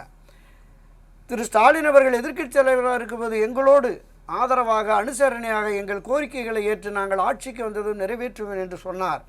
இவர் எதிர்க்கட்சி தலைவராக இருந்தால் மட்டுமே எங்களுக்கு ஆதரவு நிலைப்பாட்டில் இருப்பார் என்று கருதி மீண்டும் அவரை எதிர்க்கட்சி தலைவராக முடிவு செய்து விட்டோம்னு அவங்க பிரச்சாரம் பண்ணிட்டாங்க. அந்த அளவுக்கு எதிர்ப்பு இருக்கிறது, அதில் மாற்று கருத்தே இல்லை. விவசாயிகள் இன்னும் பல வகையில் அந்த நெல் டன்னு குண்டலுக்கு 2500, கரும்புக்கு 4000 என்று தெரிவித்த எதுவுமே நிறைவேற்றலைன்னு கரும்பு விவசாயிகள் கரும்பு கட்டை ஆற்றுல போட்டு போராடுறாங்க. நெல் விவசாயிகள் போராட்டம், ஒரு பக்கம் அந்த மாம்பழ விவசாயிகள் போராட்டம், இப்படி எல்லா தரப்பினருமே போராட்டம். இப்போ மக்களுடைய அதிருப்தி, எதிர்ப்பு அதிகமாகிவிட்டது என்ற உடனே தான் பல்வேறு விதமான அந்த விளம்பர யுக்திகளை, ஒன்றிணைவோம் தமிழ்நாடு, உங்களுக்காக நான், உங்களோடு ஸ்டாலின் என்ற மாதிரி எல்லாமே இந்த விளம்பரங்களை கொடுத்து வீடு வீடாக சென்று அது நீதிமன்றம் கூட கண்டிச்சிருக்காங்க. போய் அவங்ககிட்ட வந்து ஓடிபி நம்பர் வாங்குறது, நீங்கள் திமுகவில் இணைஞ்சிட்டீங்கன்னு அனுப்புறது, அந்த ரேஷன் கார்டு கொடுங்க, வாக்காளர் அட்டை கொடுங்க, ஆதார் அட்டை கொடுங்க என்று கேட்பது எல்லாமே ஒரு ஜனநாயக விரோத செயல் அப்படிங்கிற மாதிரி. இப்போ கல்லூரி வளாகங்கள்லேயே உள்ளே போய்கிட்டு உறுப்பினர் சேர்க்கை என்பது மாதிரியான விஷயங்கள்லாம் இருக்குது. ஆக திமுகவுக்கு அந்த பயம் வந்திருக்கிறது, ஆட்சி மாற்றம் வந்து விடுமோ என்று. அப்போ ஆட்சி மாற்றத்தை உருவாக்கக்கூடியது பிரதான எதிர்க்கட்சியான அண்ணா திராவிட முன்னேற்ற கழகம் தான். தமிழ்நாட்டை பொறுத்தளவில் திமுக அணி அல்லது அதிமுக அணி தான். மூன்றாவது ஒரு அணி வந்து வெற்றிக்கான வாய்ப்பே இல்லை. அதை நம்ம 2006 மக்கள் நல கூட்டணியில் பார்த்துட்டோம். அப்போ அந்த சூழலில் இந்த மக்களும் இந்த இரு சாரார் எதிர் அணியில் இருக்கிற அரசியல் கட்சியினரும் திராவிட முன்னேற்ற கழகத்தை வீழ்த்தக்கூடிய வலிமை நமக்கு இருக்கிறதா அப்படிங்கிற மாதிரி தான் நம்ம பார்க்கணும். இப்போ இதுவரையிலும் அங்கே திமுக அணியில் இருக்கிற யாருமே வெளியில் வர்ற மாதிரி இல்லை. கருத்து மாறுபாடுகள், மனமாச்சரியங்கள் இருக்குது, விமர்சனங்கள் இருக்குது, யாருமே வெளியில் வர்ற மாதிரி இல்லை. காங்கிரஸ் வெளிப்படையாகவே கூட்டணி ஆட்சி, 2 மந்திரி வேணும், துணை முதலமைச்சர் என்று பேசினாலும் கூட அந்த தலைமை வாய்மூடி மௌனியாகவே இருக்கிறது. அதை விடக்கூடாது அப்படிங்கிற மாதிரி. ஏன்னா இங்கே குரல் கொடுப்பாங்க, நம்ம டெல்லியில் போய் சரி கட்டிட்டு வந்துடுவோங்கிற மாதிரி திமுகவினுடைய பார்வை இருக்கிறது. இப்போ அண்ணா திராவிட முன்னேற்ற கழகத்தில் நான் குறிப்பிட்டது தான், ஒரு பலகீனமான சூழலில் இருக்கிறது. எப்போவுமே நமக்கு தொடக்கப்பள்ளியிலே ஒரு பாடம் கற்றுக் கொடுத்துருக்காங்க, ஒரு 4 எருதுகளும் ஒரு சிங்கமும், அது கூட்டாக மேய்கிற பொழுது சிங்கம் வந்ததுன்னா 4 சேர்ந்து சிங்கத்தை அடித்து துரத்திடும். ஆனால் தனித்தனியாக அது மேய்கிற பொழுது ஒவ்வொரு சிங்கமாக அடித்து ஒவ்வொரு எருதுகளாக அடித்து சிங்கம் காலி பண்ணிடும். ஸோ அப்படி ஒரு பலகீனமான நிலையில் அதிமுக இருந்ததுன்னா நிச்சயமாக நீங்கள் தலைப்பில் குறிப்பிட்டது மாதிரி பாஜக கபடீகரம் செய்வதற்கான வாய்ப்பும் இருக்கிறது.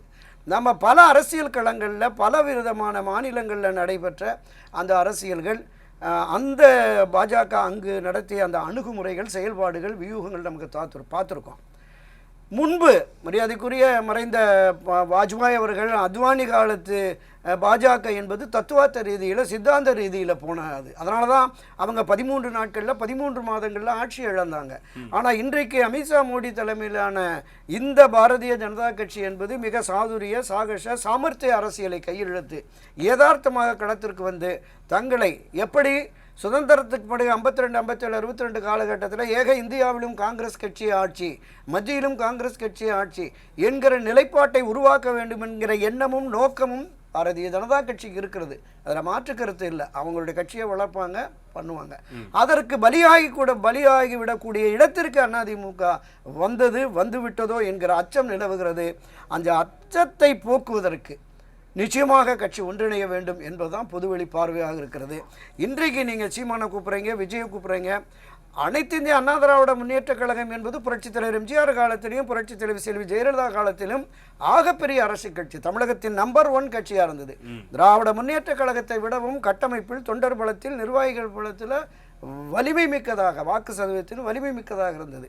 இன்றைக்கு பலகீனமான இருக்கிறதுனால நீங்கள் சீமானை கூப்பிட்றீங்க, விஜய் கூப்பிட்றீங்க, அவன் விமர்சனம் பண்ணுறான். அதுலேயும் ஒரு அரசியலையே தெரியாத, அரசியலுக்கே புதிதாக வந்த விஜய் கட்சியில் இருக்கிற ஒரு நிர்வாகி சொல்கிறாரு, மக்களை, தொண்டர்களை ஏமாத்துறதுக்கு, அவர் பலகீனத்தை மறைக்கிறதுக்காக விஜய் இந்த மாதிரியெல்லாம் திரு எடப்பாடி பழனிசாமி பேசிகிட்டு இருக்காரு அப்படின்னு விமர்சனம் பண்ணக்கூடிய அளவுக்கு வந்ததுன்னா, அப்போ எந்த அளவிற்கு நீங்கள் பலகீனமாக இருக்கிறீர்கள்? கட்சியை பலப்படுத்தினா எல்லாரும் இங்கே வரணும். அந்த நிலைப்பாட்டை திரு எடப்பாடி பழனிசாமி உருவாக்க வேண்டும், உருவாக்குவார். இன்னொன்று, மதுரையில் செப்டம்பர் 4ஆம் தேதி அதிமுக உரிமை மீட்பு குழு மாநாடு என்று அறிவித்திருக்கிறார் மரியாதைக்குரிய ஓபிஎஸ் அவர்கள். அதற்குள் ஒரு பெரிய அளவில் மாறுதல் வரும். இந்த இடத்துல போகிற போக்கில் தம்பி செல்வராஜ் அவர் சொன்னார்ல, மாலுமி மாற்றப்படுவார்னு, அது கூட நடப்பதற்கு பாஜகவிடம் திட்டம் இருக்கிறதோ? எந்த மாலுமி? அதிமுகவின் மாலுமியாக இருக்கிற திரு எடப்பாடி பழனிசாமியை மாற்றுவதற்கு ஒரு திட்டம் இருக்கிறதோ என்ற சந்தேகம் எனக்கு உண்டு. கண்டிப்பா அதெல்லாம் யாரும் மாற்ற முடியாது, எதுவும் கிடையாது. எடப்பாடியாருடைய தலைமையில் அனைத்து இந்திய அண்ணா திராவிட முன்னேற்ற கழகம் 2026 சட்டமன்ற தேர்தலில் வெற்றி பெறும். எடப்பாடியார் முதலமைச்சர் ஆவார். முதலமைச்சர் ஆனதுக்கு பிறகு இவர்கள் அனைவரும் எடப்பாடியாரிடம் வந்து சேருவார்கள். அப்படிலாம் கிடையாது. அதாவது அப்படி எந்த திட்டமும், நான் என்னுடைய பேச்சுல எந்த நோக்கமும் கிடையாது. நீங்க மாலுமி மாற்றம் என்பதை மாலுமி கப்பலை வந்து அதாவது கரை சேர்ப்பாரு. எடப்பாடியார் தான் மாலுமி, எடப்பாடியார் தான் கேப்டன். அதுல யாரும் எந்தவித தடையும் பண்ண முடியாது. எடப்பாடியார் தான் தமிழ்நாட்டுடைய முதலமைச்சர் என்பது 2026 தேர்தல் நடக்கும். நன்றி சார். இன்றைய விவாதம் என்ற கூட்டணி ஆட்சி விவகாரம் குறித்து நடைபெற்றது. அதிமுகவை விழுங்க பார்க்கிறதா பாஜக, கேள்விக்குறியாகும் சிறுபான்மையினர் வாக்கு என்ற தலைப்பில் விருந்தினர்கள் அவருடைய கருத்துக்களை பகிர்ந்தார்கள். மீண்டும் மற்றொரு விவாதம் நிகழ்ச்சியில் சந்திப்போம். வணக்கம்.